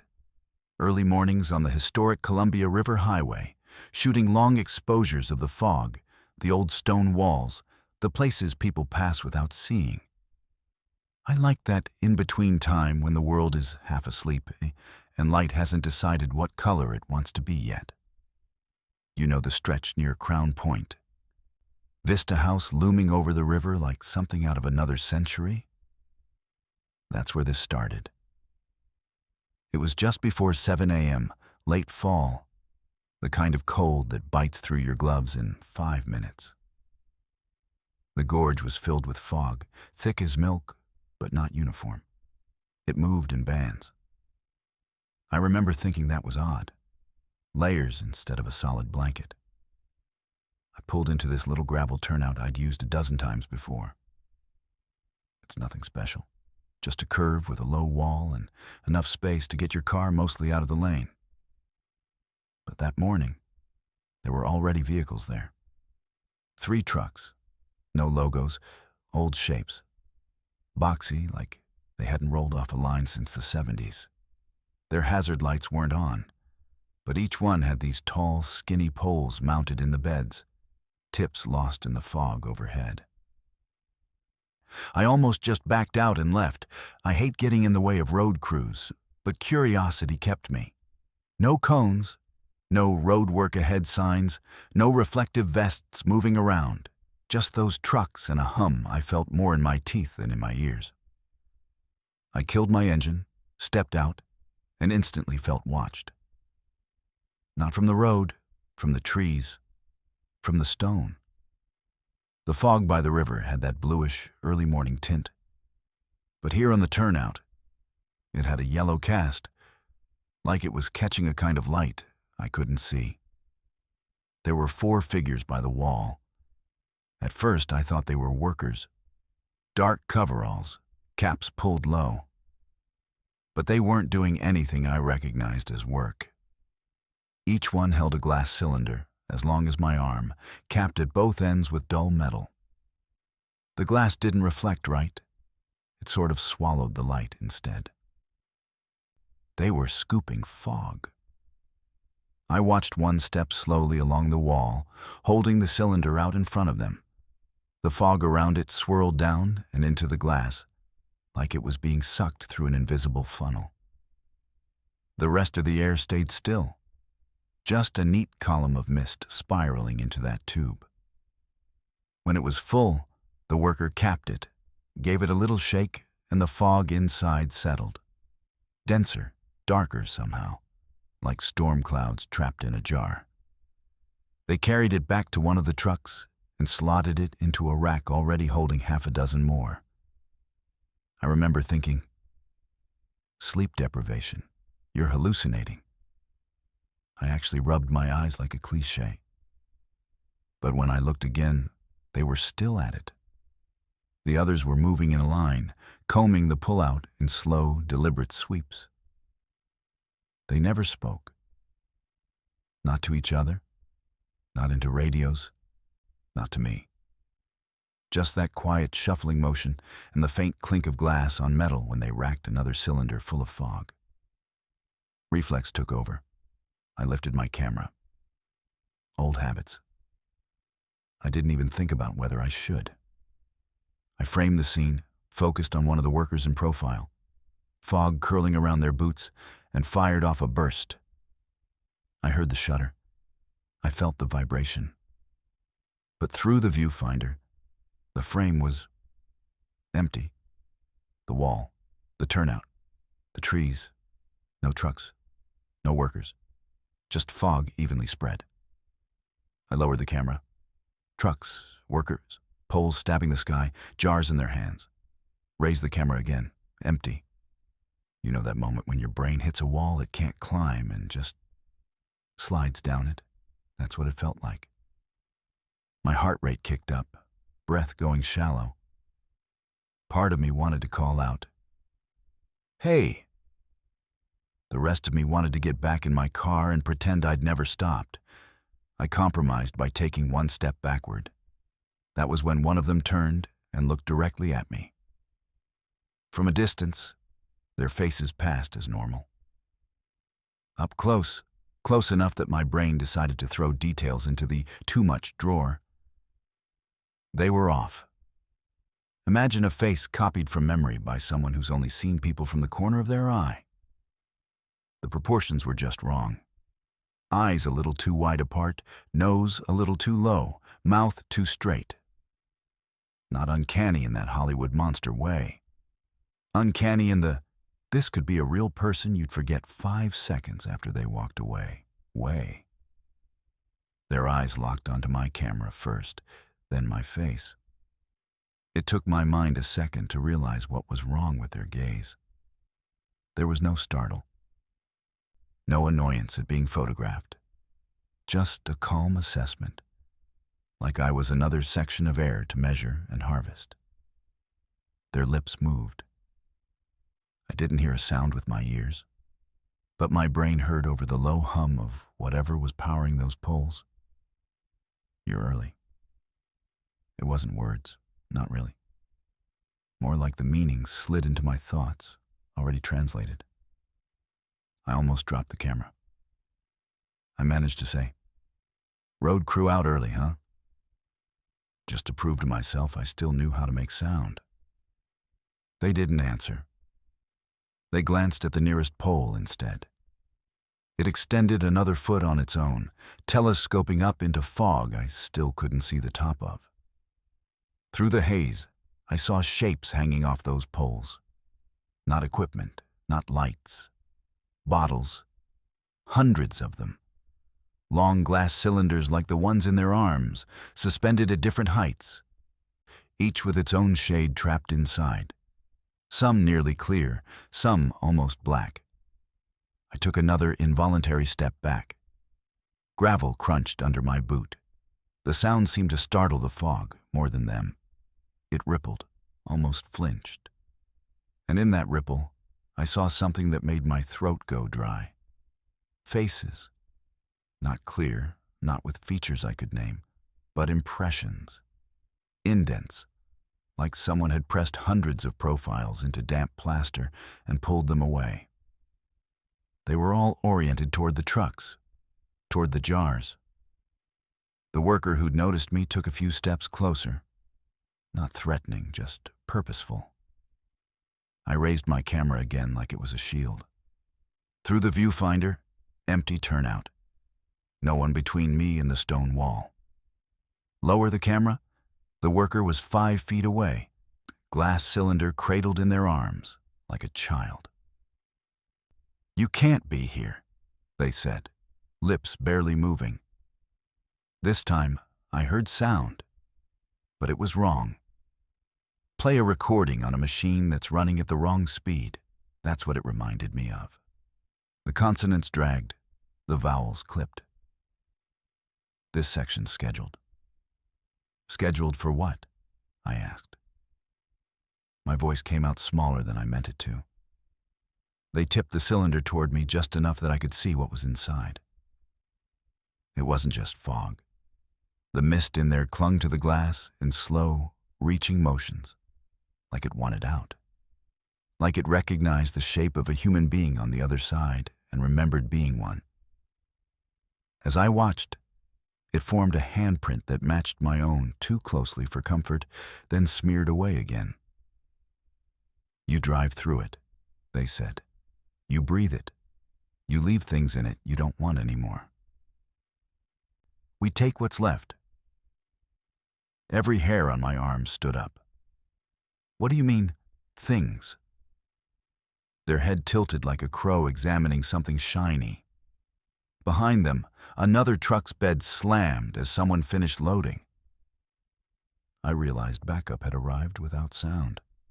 More trucks, more poles, more bottles filling with the morning's harvest. "Time," they said simply. "Fear, scraps, the pieces you shed when you think no one's watching. You've left enough on this road to fill a shelf." I took that as a bad sign. "Is that a problem?" "For the road? No." They glanced past me toward the highway. A single car ghosted past, headlights cutting through the fog, its occupants blissfully unaware that anything existed beyond their radio and lane. "It lightens the load. For us? No. It's work." Their gaze snapped back to me. "For you, it depends. You're seeing this before we're done with your section." I felt it then. A coldness not on my skin, but behind my ribs, like air moving through a space that hadn't been there seconds before. Memory, slippery and partial, spilled through me. All the times I'd come up here to clear my head, to walk the overlooks and let the fog take it. Every ugly thought I dumped into that gray nothing. Every quiet breakdown in the driver's seat before I pulled myself together and went home like nothing was wrong. "What happens if I stay?" I asked. They stepped close enough that I could see the fog inside the cylinder reacting to my breath, to my heartbeat. "You'd match. Easier that way. No waste." I didn't ask what that meant. I didn't need to. Every instinct I had was screaming at me to get back in the car, to peel out, to never stop on an empty turnout in the gorge at dawn again. But my legs weren't moving. My fingers ached around the camera grip, numb and distant. They raised their free hand and, for the first time, actually touched me. Just 2 fingers, light against my sternum, exactly where that cold emptiness had bloomed. It was like being grounded by static, except instead of discharging energy, they seemed to be taking inventory. For a heartbeat, we were both very still. Then they frowned, barely a twitch of the eyebrows, and withdrew their hand. "Not ready," they said. "You're still using most of it." "Most of what?" "Yourself." They turned away, as if that settled it, and went back to their methodical harvesting. I don't remember walking back to my car. I remember the slam of the door, the rasp of my own panicked breathing, the way my hands shook on the ignition. In the rearview mirror, the turnout was a smear of gray. No trucks, no poles, no workers. Just the stone wall and the usual fog. Perfectly innocent. I drove home on autopilot. I didn't look at the river or the cliffs or the way the mist seemed to cling to my mirrors a little longer than it should have. Later, when I finally worked up the courage to check my camera, every frame from that turnout was the same.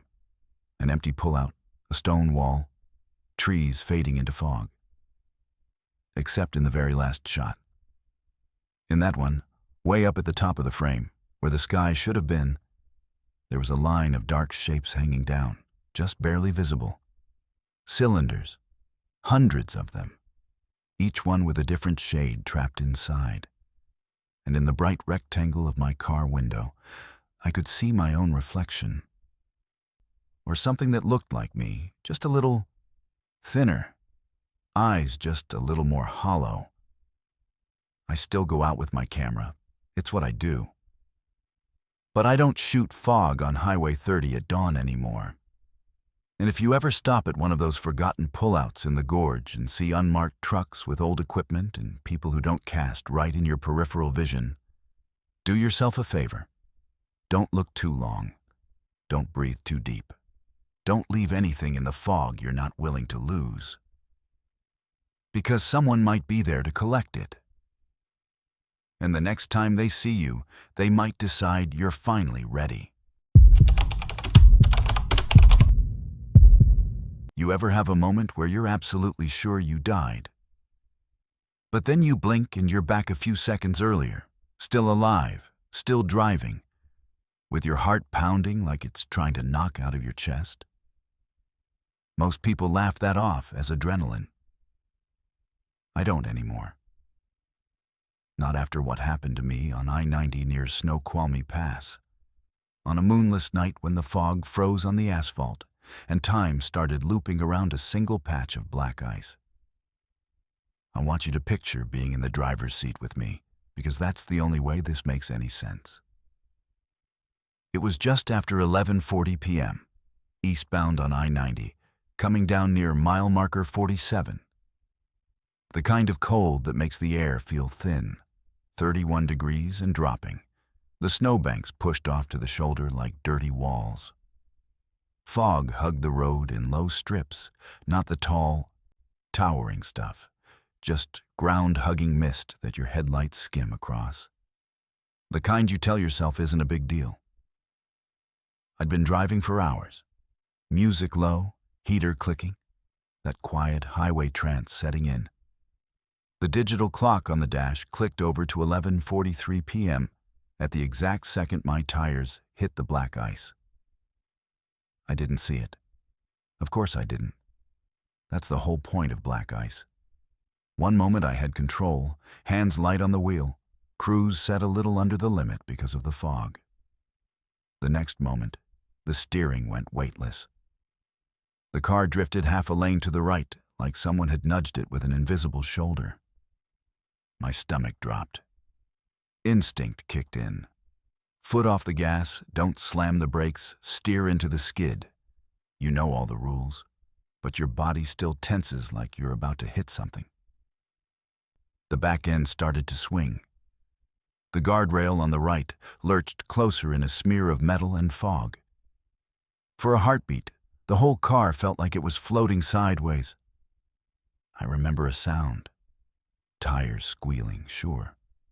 But under that, a low screech like metal being slowly torn. I had a flash of absolute clarity. This is it. This is the moment. I'm going to flip. I'm going over. And then, I was 3 seconds earlier. There's no other way to describe it. No cut to black, no tunnel, no replay. Just this jarring, stomach-wrenching jump where my body remembered spinning. But my eyes were suddenly looking at straight road again.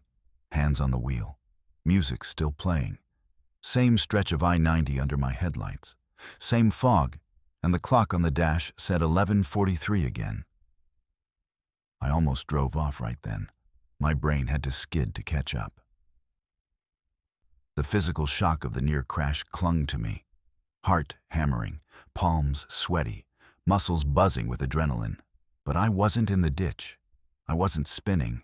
I was fine. Rolling along at 58 meps like nothing had happened. I told myself it was one of those adrenaline time distortions.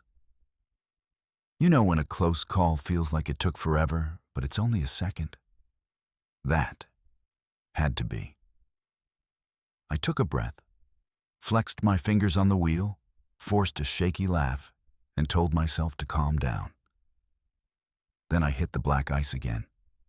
Same invisible slip, same sideways drift, same instant of knowing I was no longer in control. My stomach bottomed out in a déjà vu so strong it almost made me gag.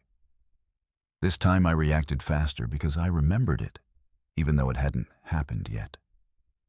I eased off the gas more smoothly, tried to keep the wheel steady. It didn't matter. The back end went out again, a little harder, and the world tilted. I saw the reflective posts lining the shoulder start to spin, smears of white, and I could feel gravity twisting sideways as the right side of the car dipped. I had time for one thought, sharp and clear. I just died a second time. Then I was back. 3 seconds earlier, straight road, hands on the wheel, music, 11:43 p.m. glowing on the dash like it had never changed. The third time, I didn't breathe at all. I knew exactly where it would happen, down to the faint, darker sheen on the road that my headlights couldn't quite define. Everything in me wanted to brake hard, pull over, do anything but keep rolling toward that spot. But I couldn't. It was like my arms and legs were being piloted by habit, not fear. My foot eased off the gas just like it had the first time. I steered like I always do through that curve. I watched the clock tick its way toward 11:43 like it was counting down to an execution. I tried to change lanes. Nothing happened. The wheel turned, but the car didn't drift left. It stayed locked in its tire tracks, invisible rails guiding it straight toward that patch of road. The air felt thick, like I was moving underwater. My hands tingled. My tongue felt too big in my mouth. The world narrowed to the faint line where dry asphalt ended and black ice began. When the tires hit this time, there was no gentle slip, no illusion of control. The car snapped sideways like someone had yanked the rear with a chain. I felt the left wheels lift, saw sky where the road had been, heard metal scream as the undercarriage scraped something. The guardrail rushed up. Glass burst somewhere. There was pain in my left side, white-hot and sudden, and the taste of blood filled my mouth. Then, straight road, music, fog. 11:43 p.m. I started screaming, not words, just raw sound. It didn't change anything. The loop didn't care how I felt about it. I drove. I hit the ice. I lost control. The impact changed a little each time, harder or softer, flipping this way or that. But it always ended the same. That lurching spin, the snap of bone or the crack of glass, and then a rewind back to those 3 seconds before the ice. What made it worse, what truly broke me, was the memory. I didn't forget the failed runs. I remembered all of them. Each time I reset, my body added another layer of bruises that hadn't happened yet, another echo of pain that hadn't reached my nerves this time around. After 5, 10, 20 loops, my brain was a shredded film strip full of crashes, each one ending at a different angle, each one with a slightly different flavor of terror. I tried everything. Braking early, taking my foot off the gas a quarter mile back, turning off the engine and coasting, yanking the wheel hard and trying to put the car into the median before the ice. I even tried stopping completely on the shoulder, hands clenched white on the wheel, hazard lights blinking like desperate Morse code. None of it mattered. Every time, some invisible narrative snapped back into place and shoved me forward. If I stopped early, the car shuddered and jerked like someone had rear-ended me and pushed me on. If I tried to cut into the median, the road under me warped, lanes shifting until I was back in the right track, pointed straight at that slick, black shine. At some point, loop 15, 20, I stopped fighting and started observing. Maybe that sounds insane, but terror burns out after a while. You hit a threshold where the fear is so constant, it becomes background noise. I started noticing details instead. The exact pattern of frost on the guardrail, the torn green of a highway sign for Asahel Curtis that flashed by just before the bend, the way the fog always seemed a little thicker over the ice, almost like steam rising from invisible water. I noticed something else too. On every loop, there came a moment, right after the car started to spin but before the impact, when the world outside the windshield slowed. Not just in the way fear stretches time, literally slowed. The headlights of a semi in the oncoming lane froze as twin stars in the distance. Fog hung motionless in the beam. Even the song on the radio stuttered and held on a single note, a thin, endless whine. In that held breath instant, I could see another car in the passenger seat reflection. Not mine, not this run, a different version. Sometimes the windshield was already shattered. Sometimes the airbag had deployed. Sometimes there was blood on the inside of the glass, thin sprays like red mist, frozen in place. I could see myself in those other cars, eyes wide or closed or half-lidded, head turned at unnatural angles. A whole row of overlapping me's at different points in the same disaster. That's when it clicked. I wasn't trying to avoid the accident. I was trapped inside it. That patch of black ice wasn't just slick pavement. It was the moment everything ended, stretched out, replayed, layered. I'd already crashed. My body, somewhere back there in the real timeline, was already bleeding out, or whatever comes next. What I was experiencing was the echo. The mind's refusal to accept a hard cutoff, chewing the last 3 seconds to pieces over and over, looking for a version where the story continued. Once I understood that, something shifted. On what I think was the last loop, I didn't touch the wheel, didn't fight the skid, didn't scream. I just watched. I let the car hit the ice, let it slide, let the rear come around, the world tilt, the guardrail rear up like a punching fist. Time tried to slow again, but I didn't grab for it. I didn't try to squeeze more seconds out of the gap. I rode it. The impact came. The sound was huge. There are no good words for it. Metal and bone and glass and road, all having an argument at once. I felt the seatbelt cut into my chest, felt my head hit something hard, felt a cold rush that I think was the window giving way, and the night pouring in. Pain flared, then folded. The last thing I saw, reflected in what was left of the side mirror, was my own face in the passenger seat, only this time, it wasn't some alternate, broken version. It was just me, looking back with this calm, almost pitying expression. Then there was nothing. When I woke up, I wasn't on the highway. I was standing, or something like standing, off to the side of the scene, watching people work around a crumpled mess of metal that might once have been my car. Red and blue lights painted the fog. Figures moved with practiced urgency. Someone draped a sheet over a shape on the pavement. Time had gone back to normal, The loop snapped. This was the run that stuck. I realized in that moment that all those earlier loops hadn't been about escape. They'd been about refusal. Some non-physical part of me slammed replay on the only reel it had, those 3 seconds before the crash, and demanded a different ending.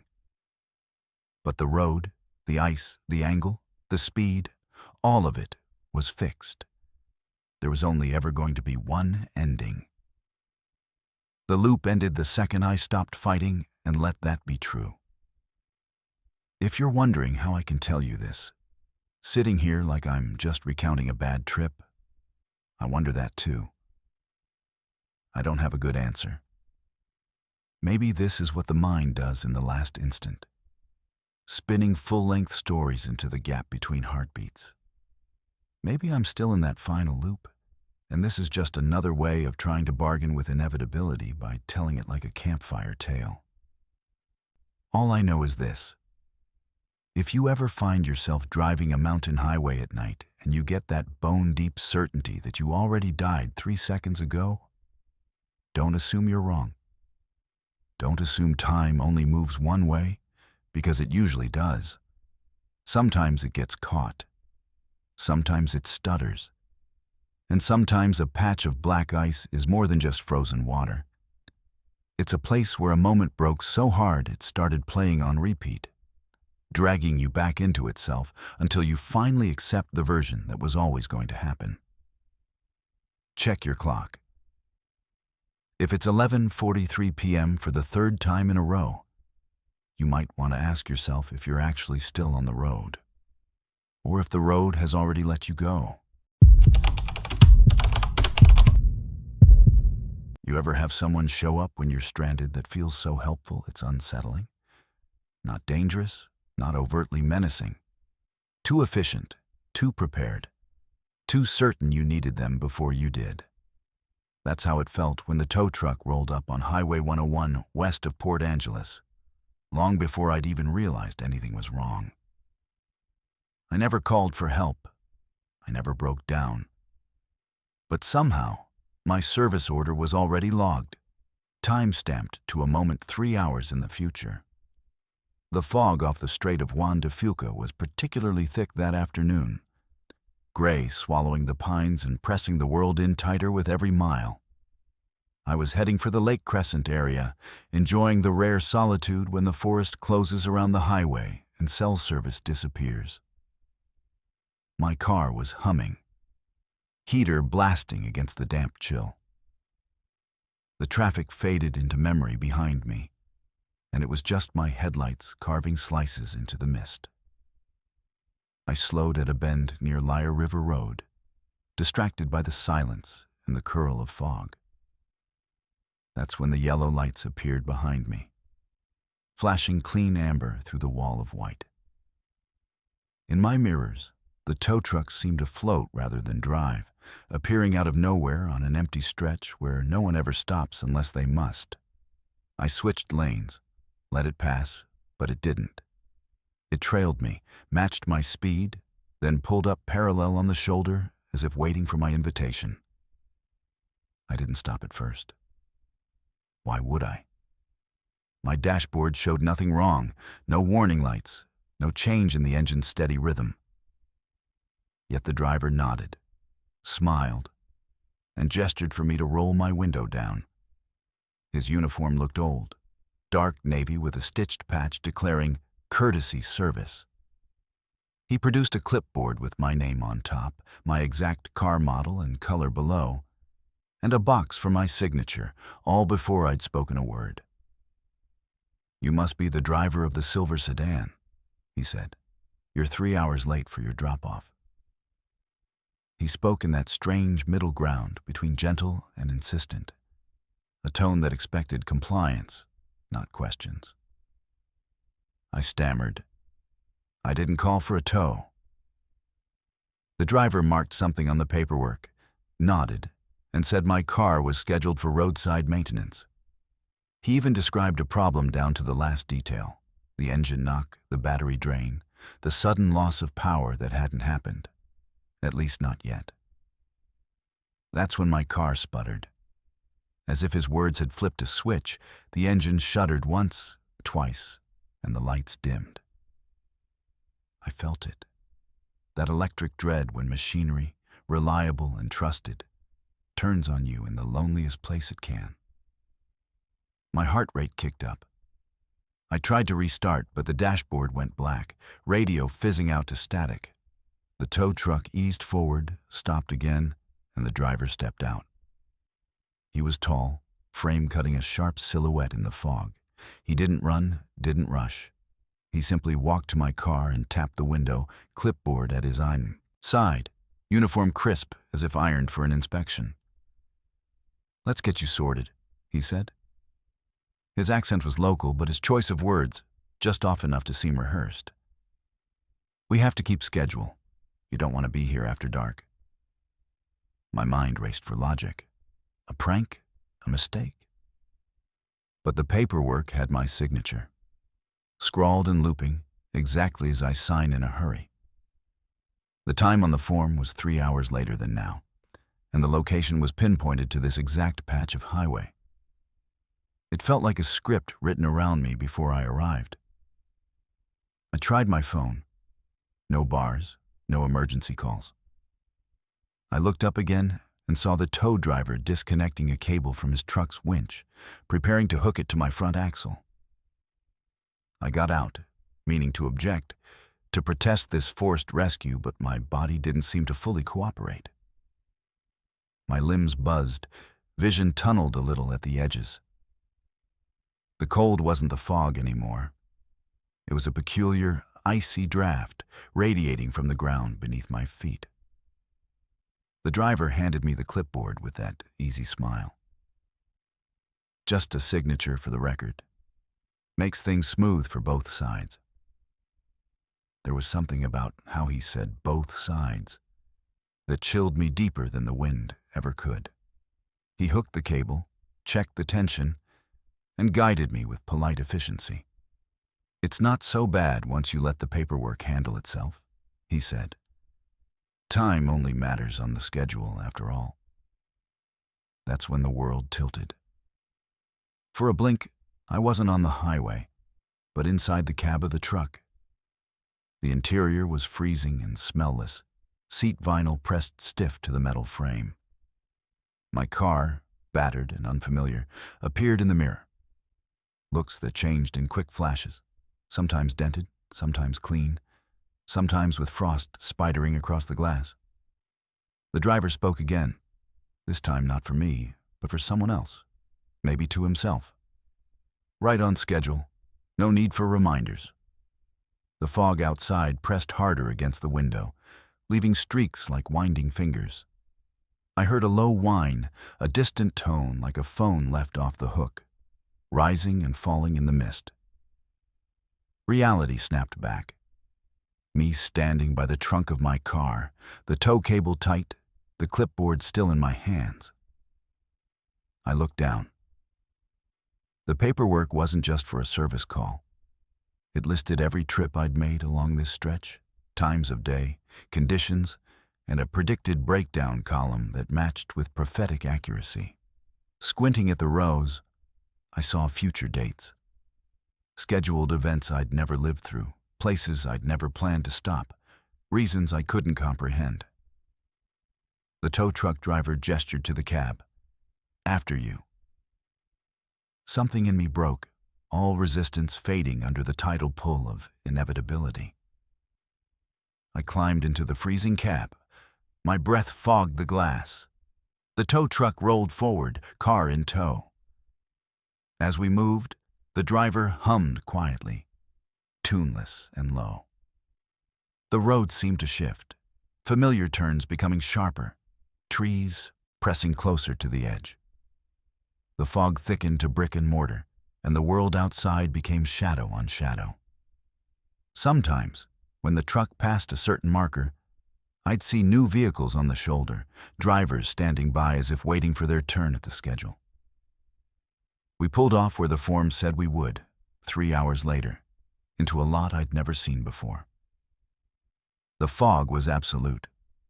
The tow driver stepped out, opened my car door, and said, "All done now." There was no bill, no handshake. He handed me my own key, which bore a scuff that wasn't there before, and turned away. The clipboard went into his truck, the paperwork sealed for records. I watched as he drove off, tail lights swallowing into the mist. My car started fine, the dashboard bright and welcoming. But the clock was wrong. 3 hours later than when I broke down. My phone, now alive, blinked with missed messages, all from friends worried about where I'd gone, all time-stamped within the lost hours. I checked my mirrors as I left. In the rear view, the tow truck was briefly visible, waiting at the corner. A figure inside watching, unmoving. The fog didn't let up for 20 miles. Since then, I've seen that truck on 3 separate trips. Never close, never needed. Just waiting for its time to align with my own. And the paperwork in my glove box, the repair records, maps, even a gas receipt from a lot I never stopped at, reminds me the schedule is always running, even if I'm not aware of it. So be careful with roadside help that comes before you need it. Sometimes the tow isn't for your car. It's for the version of you that was expected all along, whether you were ready or not. And when the schedule calls, nothing in your world will keep you off it.